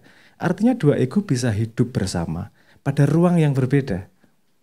Misalnya ruang keluarga, ini egonya istri yang hadir. Tapi ketika milih rumah misalnya, atau milih mobil atau whatever yang memang penting buat dia untuk mengekspresikan dirinya, beri ego untuk si pasanganmu tersebut. Kadang-kadang warna mobil nggak begitu penting untuk istri, tapi penting untuk laki-laki. Kenapa nggak direlakan? Nggak usah dijadikan ribut. Misalnya kayak gitu ya. Jadi itu semua bisa dimanage kalau kita sadar bahwa ruang dan waktu itu luas. Dan kamu tidak perlu menjadi ego dirimu sendiri terus setiap saat. Makanya kalau ngomong-ngomong parameter apa yang bisa ngukur gue sendiri. Tadi salah satunya saya gini, memberi tipsnya gini. Kamu tahu kekurangan dia dan bayangkan, ini bukan parameter. Bayangkan aja kalau kamu ngadepin repotnya, kekurangannya seumur hidup ini kuat atau enggak kira-kira. Biasanya gini, kalau kekurangannya bukan prinsipal dalam dirimu, kamu nggak akan masalah.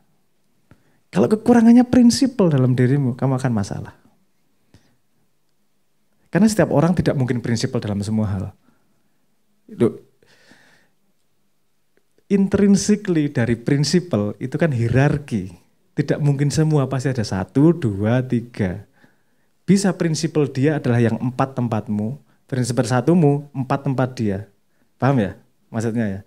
Jadi bisa dibagi, oke nomor 4 punya aku kok, ambil.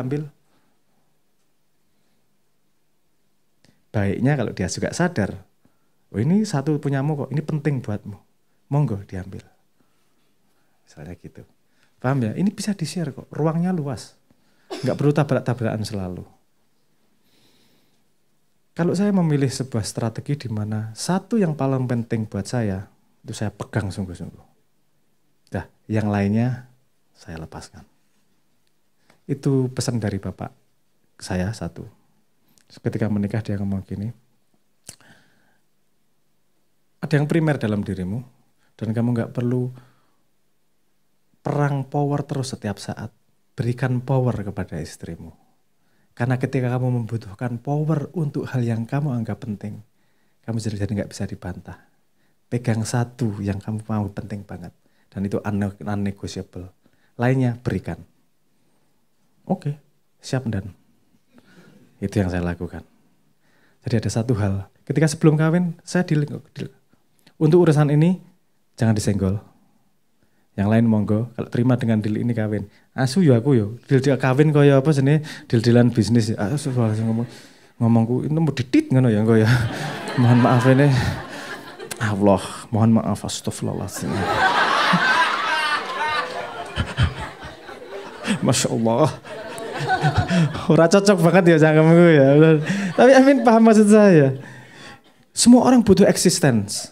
Tapi kalau kamu eksis terus, kamu juga tidak bisa memfasilitasi orang lain, kamu juga nggak fulfill. Kenapa? Karena kamu harus dimaklumi terus, tidak pernah memaklumi. Padahal dirimu akan merasa besar kalau kamu bisa memaklumi. Akan lebih banyak memaklumi daripada dimaklumi kok kamu. Dan begitu juga dengan suamimu. Yang dua-duanya lomba memaklumi, itu tadi flat. Aku maklum. Karena masalah maklum kabeh iki yo. Saat itu diperlukan egois sedikit. Egois buat apa? Buat agar dia punya pemakluman, dia ada yang menempati. Necessary sacrifice. Kadang-kadang enggak itu toh.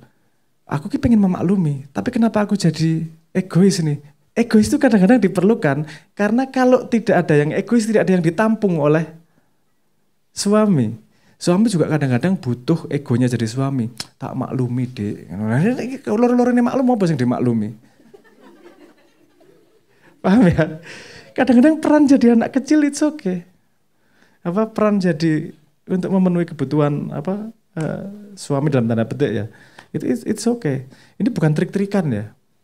Amin, kalau dua-duanya akhirnya paham bahwa dua-duanya peran, itu uri hidup isinya ketawa tok. Ya peran nih. Jadi gitu, nanti jadinya kayak gitu itu.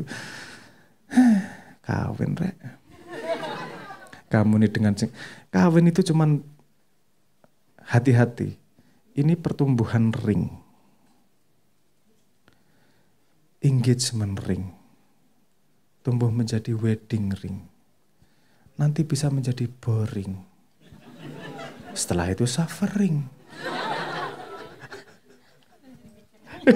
Serius lah mikir ring. Itu ring-ring. Bagi kari dewe kering.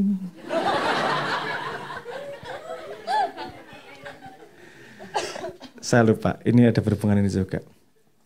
Framing itu tadi. Saya ingat sesuatu. Pada sebuah masalah, itu selalu ada weightingnya. Ada pemberatannya. Seberapa berat sih? Itu naluriah kita ngomong selalu seberapa berat. Kemampuan untuk mengubah berat itu sangat penting. Ketika ibunya ngambek sama anaknya terhadap tidak kangen, saya mengubah berat itu menjadi enteng kepada anaknya, kepada cekian. Hihi, tahu nggak? Bunda kangen. Udahlah kita bikin gini aja. Itu masalah berat. Tapi kita framing jadi enteng. Kita kemudian nyari solusinya jadi lebih mudah. Ada kalimat yang sering kita dengar di keluarga. Masalah besar dikecilkan, masalah kecil dihilangkan. Masalah kecil dibesarkan gitu. Masa di keluarga itu masalah besar dikecilkan, masalah kecil jadi dibesarkan, tambah ribut lah. Masalah besar dikecilkan, masalah kecil dihilangkan. Gak bisa dihilangkan, wong masalah belum selesai kok. Halah, kasih setengah tahun kamu lupa masalahnya. Jangan sampai terjebak pada apa sebenarnya istilahnya? Ingat rasa lupa nama. Gini, kadang-kadang gini. Anda pernah nggak bangun tidur, lupa mimpinya, tapi masih mangkel? Wah mangkel aku, kenapa ya? Pokoknya mimpinya tadi nggak menyenangkan, kenapa nggak tahu, tapi mangkel. Sangat-sangat hindari itu ketika punya hubungan, apalagi di keluarga. Kamu mangkelnya tetap sampai lupa sebab mangkelnya, hanya meneruskan tradisi mangkel. Itu ada loh itu, jangan lupa itu. Kamu lihat hubungan antar kampung tuh. Itu misalnya 3 turunan ke bawah masih ribut antar kampung tanpa tahu sebabnya kenapa. Pokoknya tradisi yang diturunkan nenek moyang adalah kita mangkel sama kampung sebelah. Kalau ketemu kampung sebelah tak gebuki, intinya gitu. Saya selengker, kamu oi nih. Ya, misalnya gitu, pokoknya musuhan gitu. Nggak tahu sebabnya kenapa asal usulnya. Untuk fun-fun di luar monggo, tapi untuk keluarga it's not worth it. Makanya masalah besar kecil kan? Masalah kecil? Oke, udah bener sekarang. Alhamdulillah. Alhamdulillah. Oke. Konsep kesetaraan gender dalam rumah tangga antara suami dan istri.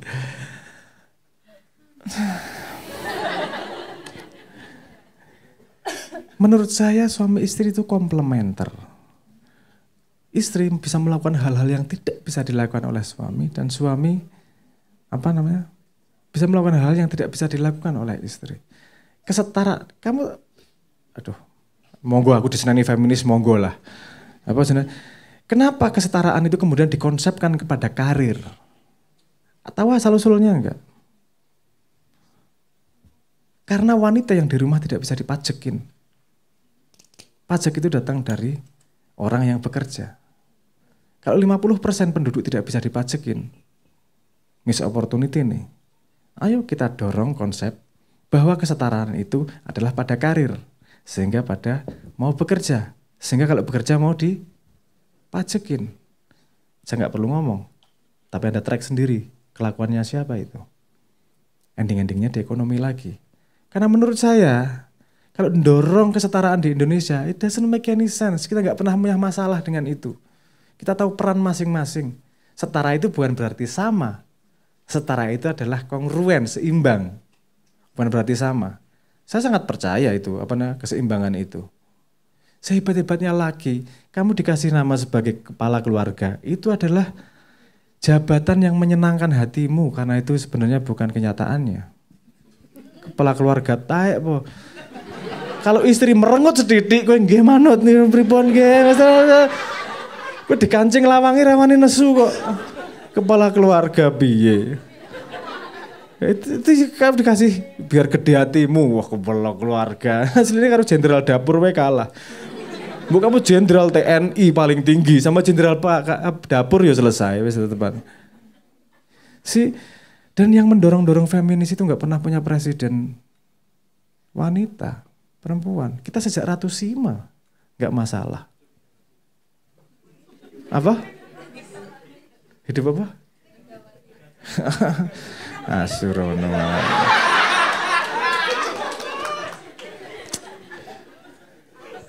Saya nggak peduli pemerintah, saya nggak peduli negara. Yang saya pedulikan bangsa. Bahwa negara sama pemerintah adalah subset dari bangsa, ya kudu melu diurusi. Tapi bangsa, malah jadi ngomong politik toh ini nggak kayak ngomong gitu. Saya nggak pernah banyak dipip gitu lagi. Saya sopoai gak masalah jadi pemerintah, saya nggak masalah sopoai jadi presiden atau gimana, tapi make sure bahwa mereka memastikan perang panjangnya Indonesia. Semua akan ngaku cinta sama Indonesia, yes. Pertanyaannya adalah cinta Indonesianya pada prioritas nomor berapa? Semua cinta Indonesia pada prioritas nomor 3. Yang pertama adalah dirinya, nomor 2 partainya, nomor 3 Indonesia. Yo, fish. Mother Fisher kayak gitu tuh. Ya oke lah. Keadaannya seperti ini, mari kita hadapi bersama gimana cari jalan keluarnya. Kita ngomongin masalah berlama-lama tanpa menuju solusi, itu juga namanya onani juga. Let's do something kan gitu. Nanti kalau ada sesi politik baru kita ngomong soal ini. Kita kan ngomong sekarang hubungan keluarga. Itu kan keluarga Indonesia. Ya bener. Aku langsung kepikiran kan Indonesia. Gitu ya, apa namanya? Menurut saya kesetaraan gender Gak usah gender mas. Saya setuju kesetaraan makhluk hidup kok. Kita sama cacing setara kok. Dengan caranya masing-masing sebagai makhluk dari Tuhan.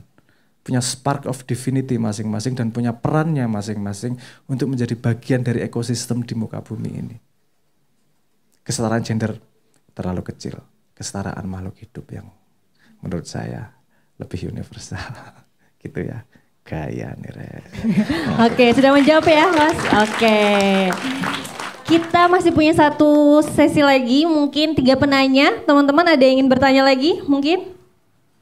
Oke, 1, 2, 3. Oke, pas. 1 masnya yang kaos hitam semua ya, agak bingung ya. Nah, benar. Baik, Assalamualaikum warahmatullahi wabarakatuh. Perkenalkan, nama saya Huda.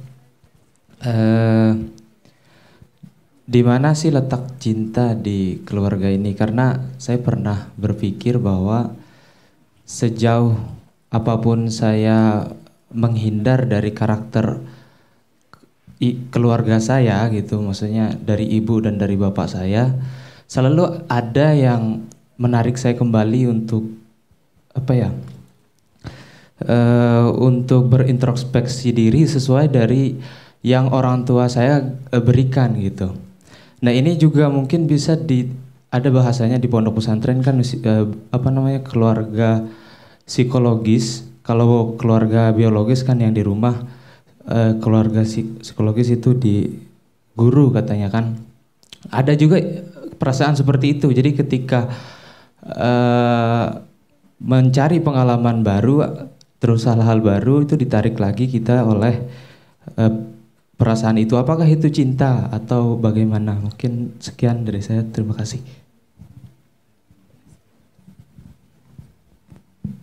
Oke, yang kedua masnya yang ini.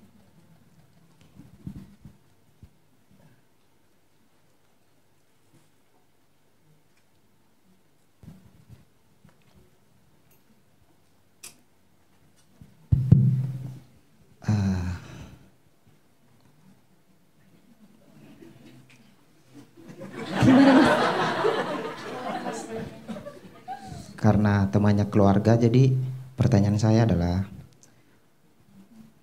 Mas sendiri pernah membayangkan nggak ending dari keluarga itu nantinya seperti apa? Itu aja, terima kasih. Oke, pertanyaan terakhir. Yang mana ya tadi, lupa lagi. Oh ya itu, benar.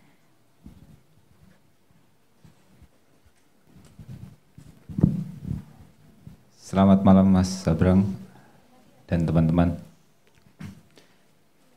Gini, saya mau menanyakan sudut pandang dari Mas Sabrang sendiri tentang pertanyaan saya nanti ini.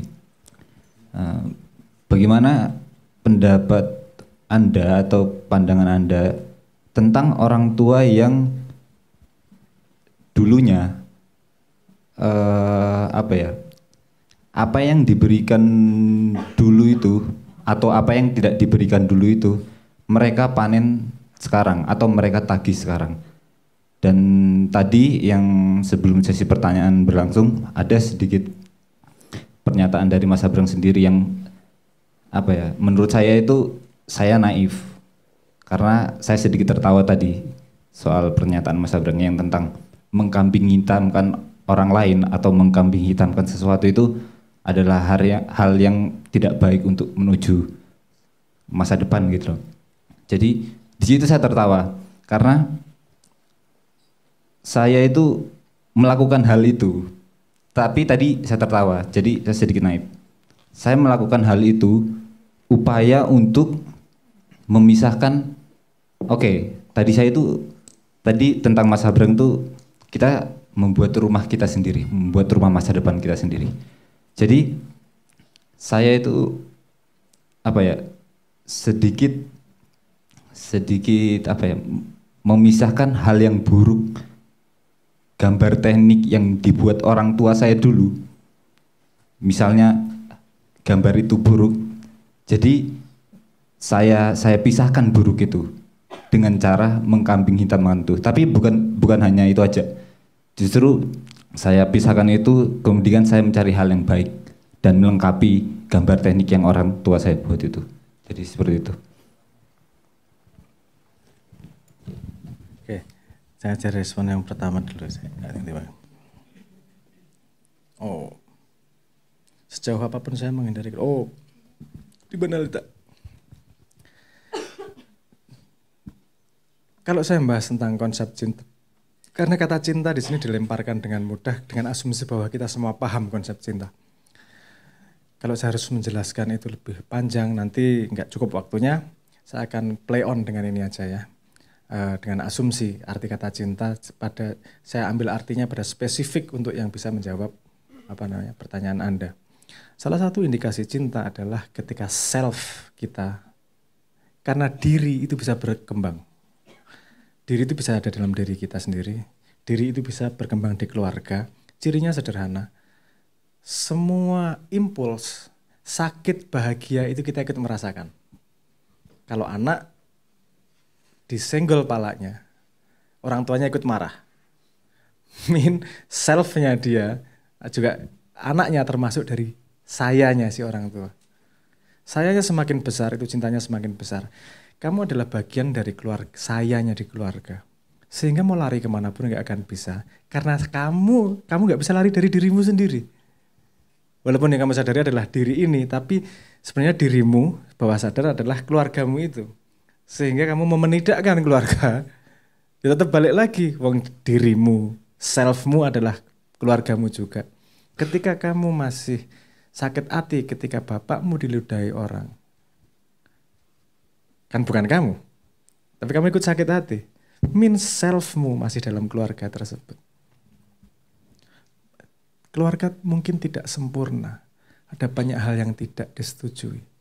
Tapi jangan lupa, kamu sama dirimu sendiri pun juga seperti itu. Dirimu tidak sempurna, banyak kualitas dalam dirimu yang tidak kamu sendiri sukai. Males bangun kayak misuan kayak, saya tidak menyukai diriku yang misuan ya. Saya lebih suka istighfar.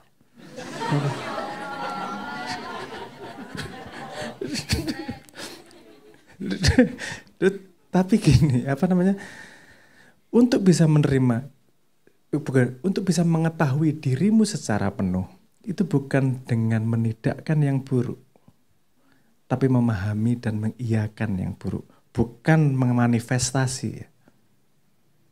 Dirimu itu bisa punya bayangan gini, bayangan buruk, bayangan baik, kamu mau loncat dari bis, kamu mau nyolong motor dan seterusnya. Tapi kan yang kamu manifestasikan dengan wadah, itu yang kamu anggap baik. Bukan berarti inisiatif buruk itu harus dibuang. Karena sekali kamu membuang inisiatif burukmu, kamu kehilangan bagian dari dirimu dan kamu tidak akan lengkap dalam dirimu. Kalau mau belajar lebih lanjut, tanya sama Mbak Gayatri. Ada konsep yang namanya integrating shadow dari Carl Jung. Itu adalah merangkul potensi dirimu yang buruk untuk ditahan. Karena tidak mungkin pohon menjulang ke langit, ke surga, kalau tidak akarnya menghunjam dalam neraka. Jadi kenal nerakamu untuk bisa kamu kontrol. Karena yang memilih manifestasi menjadi apa, itu dirimu tetap terkontrol. Kalau kamu singkirkan, kamu tidak tahu dia penjahatnya gimana, tiba-tiba masuk lewat mana. Karena tidak mungkin, musuh terbesar adalah dirimu sendiri. Semakin kamu pintar, jahatmu juga semakin pintar. Pasti, mending dirangkul. Oke, ini jahatku, ini burukku. Jangan sampai aku masuk pada situasi di mana kamu keluar. Dulu kemarin mungkin saya sempat ngasih contoh di sesi kemarin. Ketika kamu melihat orang membunuh orang lain, kamu bayangkan jahat sekali ini. Kamu hanya belum menemukan sebuah kondisi di mana demitmu yang membunuh akan keluar. Saya akan memberi contoh, kalau bapakmu atau ibumu diludahi mukanya sama orang, dirimu akan keluar demitnya membunuh orang itu. Kalau kamu tidak kenal demitmu, kamu tidak akan full mengetahui dirimu. Ini menidakkan bagian dari dirimu, termasuk keluarga, itu bukan membuatmu menjadi lebih baik, justru membuatmu menjadi buta terhadap bagian dirimu yang lain. Kenapa kamu akan kembali ke keluargamu? Karena tidak ada orang yang bisa lari dari dirinya sendiri. pasti akan kembali kepada dirinya sendiri, sadar tidak sadar. Orang yang tidak suka sama dirinya sendiri, berusaha melupakan dirinya sendiri dengan alkohol, obat, untuk lupa sebentar sama dirinya sendiri. Walaupun ketika sadar, pasti balik lagi, nggak bisa lari dari situ. Jadi mending dihadapi daripada dibuang-buang. Semoga menjawab. Okay. Sudut pandang Mas Abrang bagaimana tentang orang tua yang dulunya dapat itu dipanen sekarang dong? Memisahkan hal buruk dari orang tua dengan cara mengambing hitamkan. Prinsipnya mirip Mas. Gini, saya melihat bahwa semua orang itu punya hak prerogatifnya untuk menjalani hidupnya. Dia tidak punya kewajiban, ini ngomong basic ya, saya tidak punya kewajiban memuaskan siapapun termasuk diri saya. Jadi dia punya hak mau ngapa-ngapain aja. Bahwa saya tidak setuju, bisa. Tapi saya tidak bisa menuntutkan ketidaksetujuan saya sama dia. Yang bisa saya lakukan adalah gimana nih sekarang, apa terusannya. Dan kamu juga punya hak yang sama terhadap orang tuamu. Misalnya kamu tidak setuju dia menuntut, ya tinggal ngomong gak ono, sebebas itu kalau saya. Jadi saya sama orang tua saya juga punya banyak ketidaksepahaman seperti itu. Dan masing-masing tahu bahwa ini dua entitas yang berbeda. Ada konsep orang tua dan anak itu untuk menjaga stabilitas. Bukan berarti harus bisa intervensi terhadap entitas. Karena masing-masing manusia punya tugas sucinya sendiri untuk memahami, untuk mengalami keterbatasan. Tanpa intervensi, free will. Mohon maaf. Semua manusia, semua makhluk hidup selalu punya 3 komponen yang dia miliki. Ada light, ada cahaya, ada love, ada cinta, dan ada free will. Itu 3-tiganya membuat sebuah entitas keterbatasan yang dia harus mengalami sesuatu. Pilihan mengalami, itu pilihan masing-masing. Kalau Anda kemudian menidakkan, pilihanmu. Tapi pasti ada konsekuensi di situ. Yang saya lakukan, yang saya omongkan di sini, bukanlah jalan yang harus dilakukan. Cuman pengalaman dari yang udah hidup duluan, gitu aja. Gimana sih strategi terbaik ke depannya, misalnya gitu. Anda menyalahkan orang tuamu, boleh. Pertanyaannya, nunggu berapa tahun Anda untuk tahu bahwa itu tidak menghasilkan efek apa-apa? Daripada nunggu pengalaman 5 tahun, mending bulan depan sudah enggak. Gitu loh maksud saya seperti itu. Tapi kamu punya hak 100% untuk tetap melakukan itu. Dan saya enggak ngomong bahwa itu salah. Itu murni hak jenengan. Perspektif saya terhadap orang tua yang seperti itu, seperti sudah saya sampaikan ya. Perspektif saya, orang punya hak apapun untuk menjalani hidupnya. Dan pendapatnya seperti apa. Bahwa dia punya salah, dalam tanda petik, konsep yang tidak sama dengan kita, biasa. Setiap 2 orang berhubungan, itu selalu ada 2 hal yang kemungkinan terjadi. Dia tahu sesuatu yang kita tahu, dan kita tahu sesuatu yang dia tidak tahu. That's it. Ketika orang itu punya, orang tua misalnya, menagih Anda, dia tahu sesuatu yang kita tidak tahu, atau kita tahu sesuatu yang dia tidak tahu. Kalau posisinya dia tahu sesuatu yang kamu tidak tahu, kamu harus berguru. Tapi kalau posisinya adalah kamu tahu sesuatu yang dia tidak tahu, kamu harus memaklumi. Pertanyaannya, kesimpulannya, kalau Anda masih menyalahkan orang tua, suspek saya bisa salah. Kecurigaan saya adalah kamu masih belum tahu sesuatu yang orang tuamu tahu. Ada something yang orang tuamu tahu. Karena tidak mungkin orang melakukan sesuatu yang menurutnya tidak benar. Paham maksud saya? Kebenaran itu berdasarkan logika, keadaan, dan memori yang dia miliki. Ketidakmampuan kita memahami kebenaran dia karena kita tidak punya semua informasi yang dia miliki sehingga tidak bisa mensimulasi sebab akibatnya kenapa dia ngambil sebuah keputusan tertentu. That's it. Kalau menurutmu orang tuamu perilakunya aneh, ada sesuatu yang belum kamu ketahui. Latar belakangnya apa sih? Pengalamannya apa sih? Jadi lu pernah gimana sih? Kok sampai perilakunya kayak gini? Kalau kamu sudah tahu itu, handle-nya gampang. Mohon maaf ya, handle-nya gampang. Karena kamu jadi tahu betul makhluk apa dia. Sorry ngomong paham maksud saya tapi ya. Oke ini perilakunya kayak gini. Dia kalau kamu tahu oke, karena dia informasinya seperti ini dianggap benar sebagai dia. Berarti kalau saya giniin hasilnya gini nih. Kalau ini giniin hasilnya gini nih. Kalau kamu masih, kok gini sih, nggak jelas sih ini perilakunya, berarti belum lengkap informasimu. Kamu menyalahkan dia, it's okay. Cuman tadi itu, nggak bawa kemana-mana. Mending, pakai jembatan lah. Mending dianggap sebagai objek belajar. Anak saya yang pertama, ketika TK, itu males sekolah. Gitu-gitu aja kok Anda. Nggak ada yang seru. Saya kasih framework. Emang kamu tahu temenmu ya hari ini yang ngupil berapa? Ya nggak tahu. Kok nggak tahu? Cari tahu dong. Mau gitu aja katanya semua udah tahu. Oh iya ya. Nggak penting. Tapi itu memberi dia misi untuk melakukan sesuatu. Dia melihat bahwa sekolah yang dia anggap tahu itu jadi ada sesuatu yang dia tidak tahu. That's it kok urusannya. Kalau kita mau jujur sama diri sendiri, setiap saat tuh gitu kok. Sebenarnya kita ngejudge itu karena kita malas nge-track informasi yang kita tidak tahu. Ngejudge is easier than thinking. Sehingga kita lebih memilih ngejudge daripada thinking. Itu lagi-lagi kalimatnya Carl Jung. Lu gak seluruh psikologi kok. Aku kan SP tuh. Itu dedemitan SP itu. Saya nggak tahu ini menjawab atau tidak pertanyaan Anda, karena yang Anda tanyakan adalah perspektif, dan saya memberikan perspektif saya. Semoga bermanfaat. Matur nuwun. Oke. Lebih tepuk tangan teman-teman. Oke, lanjut. Kayaknya masih pengen lanjut. Belum puas. Masih mau ditanyain, Mas? Teriak aja. Bisa. Pakai teknik vokal sedikit seolah-olah kamu ngomong sama orang tuamu yang kamu dendami itu loh. Tapi ini bukan soal tentang apa yang saya tahu dan apa yang saya tidak tahu dari orang tua, tapi tentang hasil yang tidak ditanam sama orang tua. Jadi saya posisikan,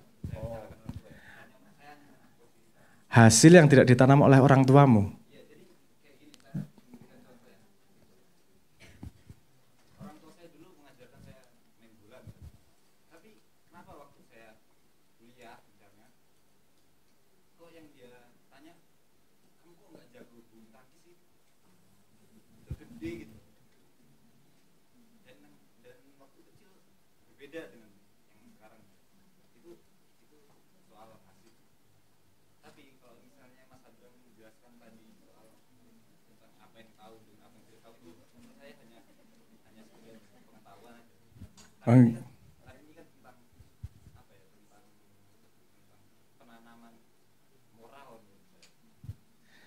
Yang kamu tidak tahu adalah konsistensi bapakmu terhadap penuntutan.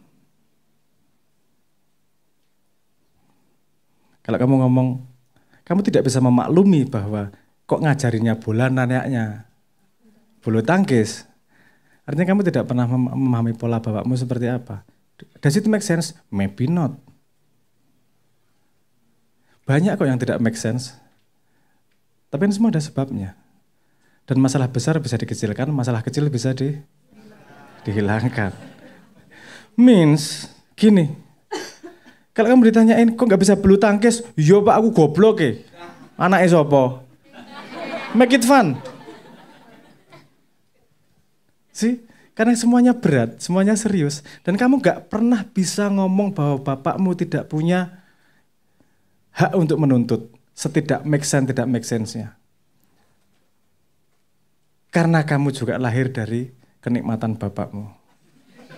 Loh, itu primordial itu. Itu primordial. Bapakmu menuntut setidak make sense, tidak make sense-nya seperti apa. Dia punya hak. Karena primordial keberadaanmu tetap ada bapak sama ibu. Nggak make sense. Karena tidak ada yang dituntut kalau kamu nggak dibuat. Entah, saya juga nggak tahu bapakmu sengaja bikin kamu atau cuman efek samping dari enak. Saya nggak tahu juga, tapi faktanya bahwa itu bapakmu. Dia bisa nuntut kamu kok nggak bisa terbang tuh dia boleh. Boleh. Bahwa itu nggak masuk akal, Maybe. Dan kamu tinggal ngomong, apa sih gak susahnya ngomong? Ini kan resolving problem tuh. Resolve problemnya gimana? Iya ya Pak, saya goblok ya. Dimarahin, iya Pak, maaf. Harga dirimu masih harus memenuhi kebutuhan orang tuamu. It's okay untuk tidak berdaya. It's okay untuk menjadi kecil di depan orang tuamu. Gak harus jadi orang besar terus. Sometimes necessary sacrifice diperlukan untuk kestabilan. Seberapa kamu menghargai kestabilan? Seberapa menghargai kamu kepada keluarga untuk membuat necessary sacrifice? Kadang-kadang sacrifice-nya menjadi hal yang kecil. Kita tadi ngomong keluarga lagi. Saya juga jangan salah. Bapakku gini kayak nyebai pol kayak. Sing cak non gitu. Itu seperti pancuran. Pada orang yang jauh itu sangat-sangat ngei pancuran yang luar biasa. Pada orang yang dekat nggak kuat patah. Itu sekeras-kerasnya dan nggak make sense. Keputusanmu salah, kenapa gini tuh hasil? Karena aku nggak tahu informasinya, ya tetap goblok. Oke, akan kemudian misalnya, iya aku goblok wes. Iya, tidak ada, saya dipepet sampai ini ya, yang saya pengen. Kamu jangan sampai ngalami seperti saya, di mana kepepet segitu pojok sampai akhirnya ketika saya ngomong, iya aku goblok, itu cuma menyelesaikan masalah. Kowe rasa perlu ngono kuwi, wis tak kei rumusé, aku sing ngalami iki wis tidak iki. It's okay to be stupid. It's okay punya kekurangan. Gini, saya sempat ngomong sama beliau ini tadi. Orang yang tidak punya hal yang disembunyikan, tidak akan bisa diancam oleh siapapun. Gak perlu menyembunyikan kelemahan, gak perlu menyembunyikan ketidakberdayaan. Akui, itu gak membunuhmu anyway. Dan kamu tidak berkurang sedikit pun dirimu. It's okay. Yang penting apa? Stabil dulu. Habis itu proof.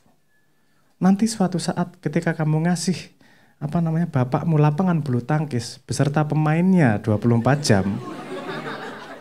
Selesai semua kok itu. Time masih panjang. Perjalanan masih panjang. It's okay to be stupid. Karena tidak ada orang yang menjadi master kalau dia tidak bisa bersedia menjadi clown. Tidak ada yang bisa menjadi pandai kalau dia tidak bersedia menjadi stupid. Mumpung masih dua, be stupid as you can. So, dihabiskan stupidmu sekarang. Rendahkan dirimu sekarang. Habiskan dirimu sekarang. Karena ketika semua ilusi itu hilang, kamu akan menemukan dirimu sendiri dan kamu akan muncul dengan dirimu yang sejati, bukan ilusi-ilusi. Ngoten nggih. Kalau diterima, coba monggo. Kalau enggak, ya enggak apa-apa. Matur nuwun. Oke, beri tepuk tangan teman-teman semuanya. Oke, luar biasa diskusi ruang keluarga seperti di halaman belakang rumah ya Mas ya. Sambil ngopi, teman-teman nggak bisa ngopi loh. Kurang asbak. Oke. Evaluasi ya panitia ya. Oke, teman-teman ternyata sudah tidak terasa sudah hampir 2 jam kita ngobrol-ngobrol di sini bersama Mas Sabrang. Tapi sebenarnya kurang afdol kalau misalnya di akhir acara ini kita belum dapat closing statement dari Mas Sabrang terkait dengan tema kita hari ini, relationship ruang keluarga. Versi dari Mas Sabrang nih. Silakan Mas Sabrang. It's a game, come on. Nggak usah ruwet-ruwet. Life is a game. Seberapapun beratnya, life is a game. Ini hanya game of life. Hubunganmu dengan teman, hubunganmu dengan keluarga, karir, whatever, it's a game. Jangan terlalu menganggap berat. Semua yang berat bisa diringankan. Semua yang ringan bisa dihilangkan. So, Masya Allah. Have a fun life, know the rule of the game. Karena semakin kamu tahu rule of the game-nya, kamu semakin bisa memainkan game dengan secantik-cantiknya. Matur nuwun.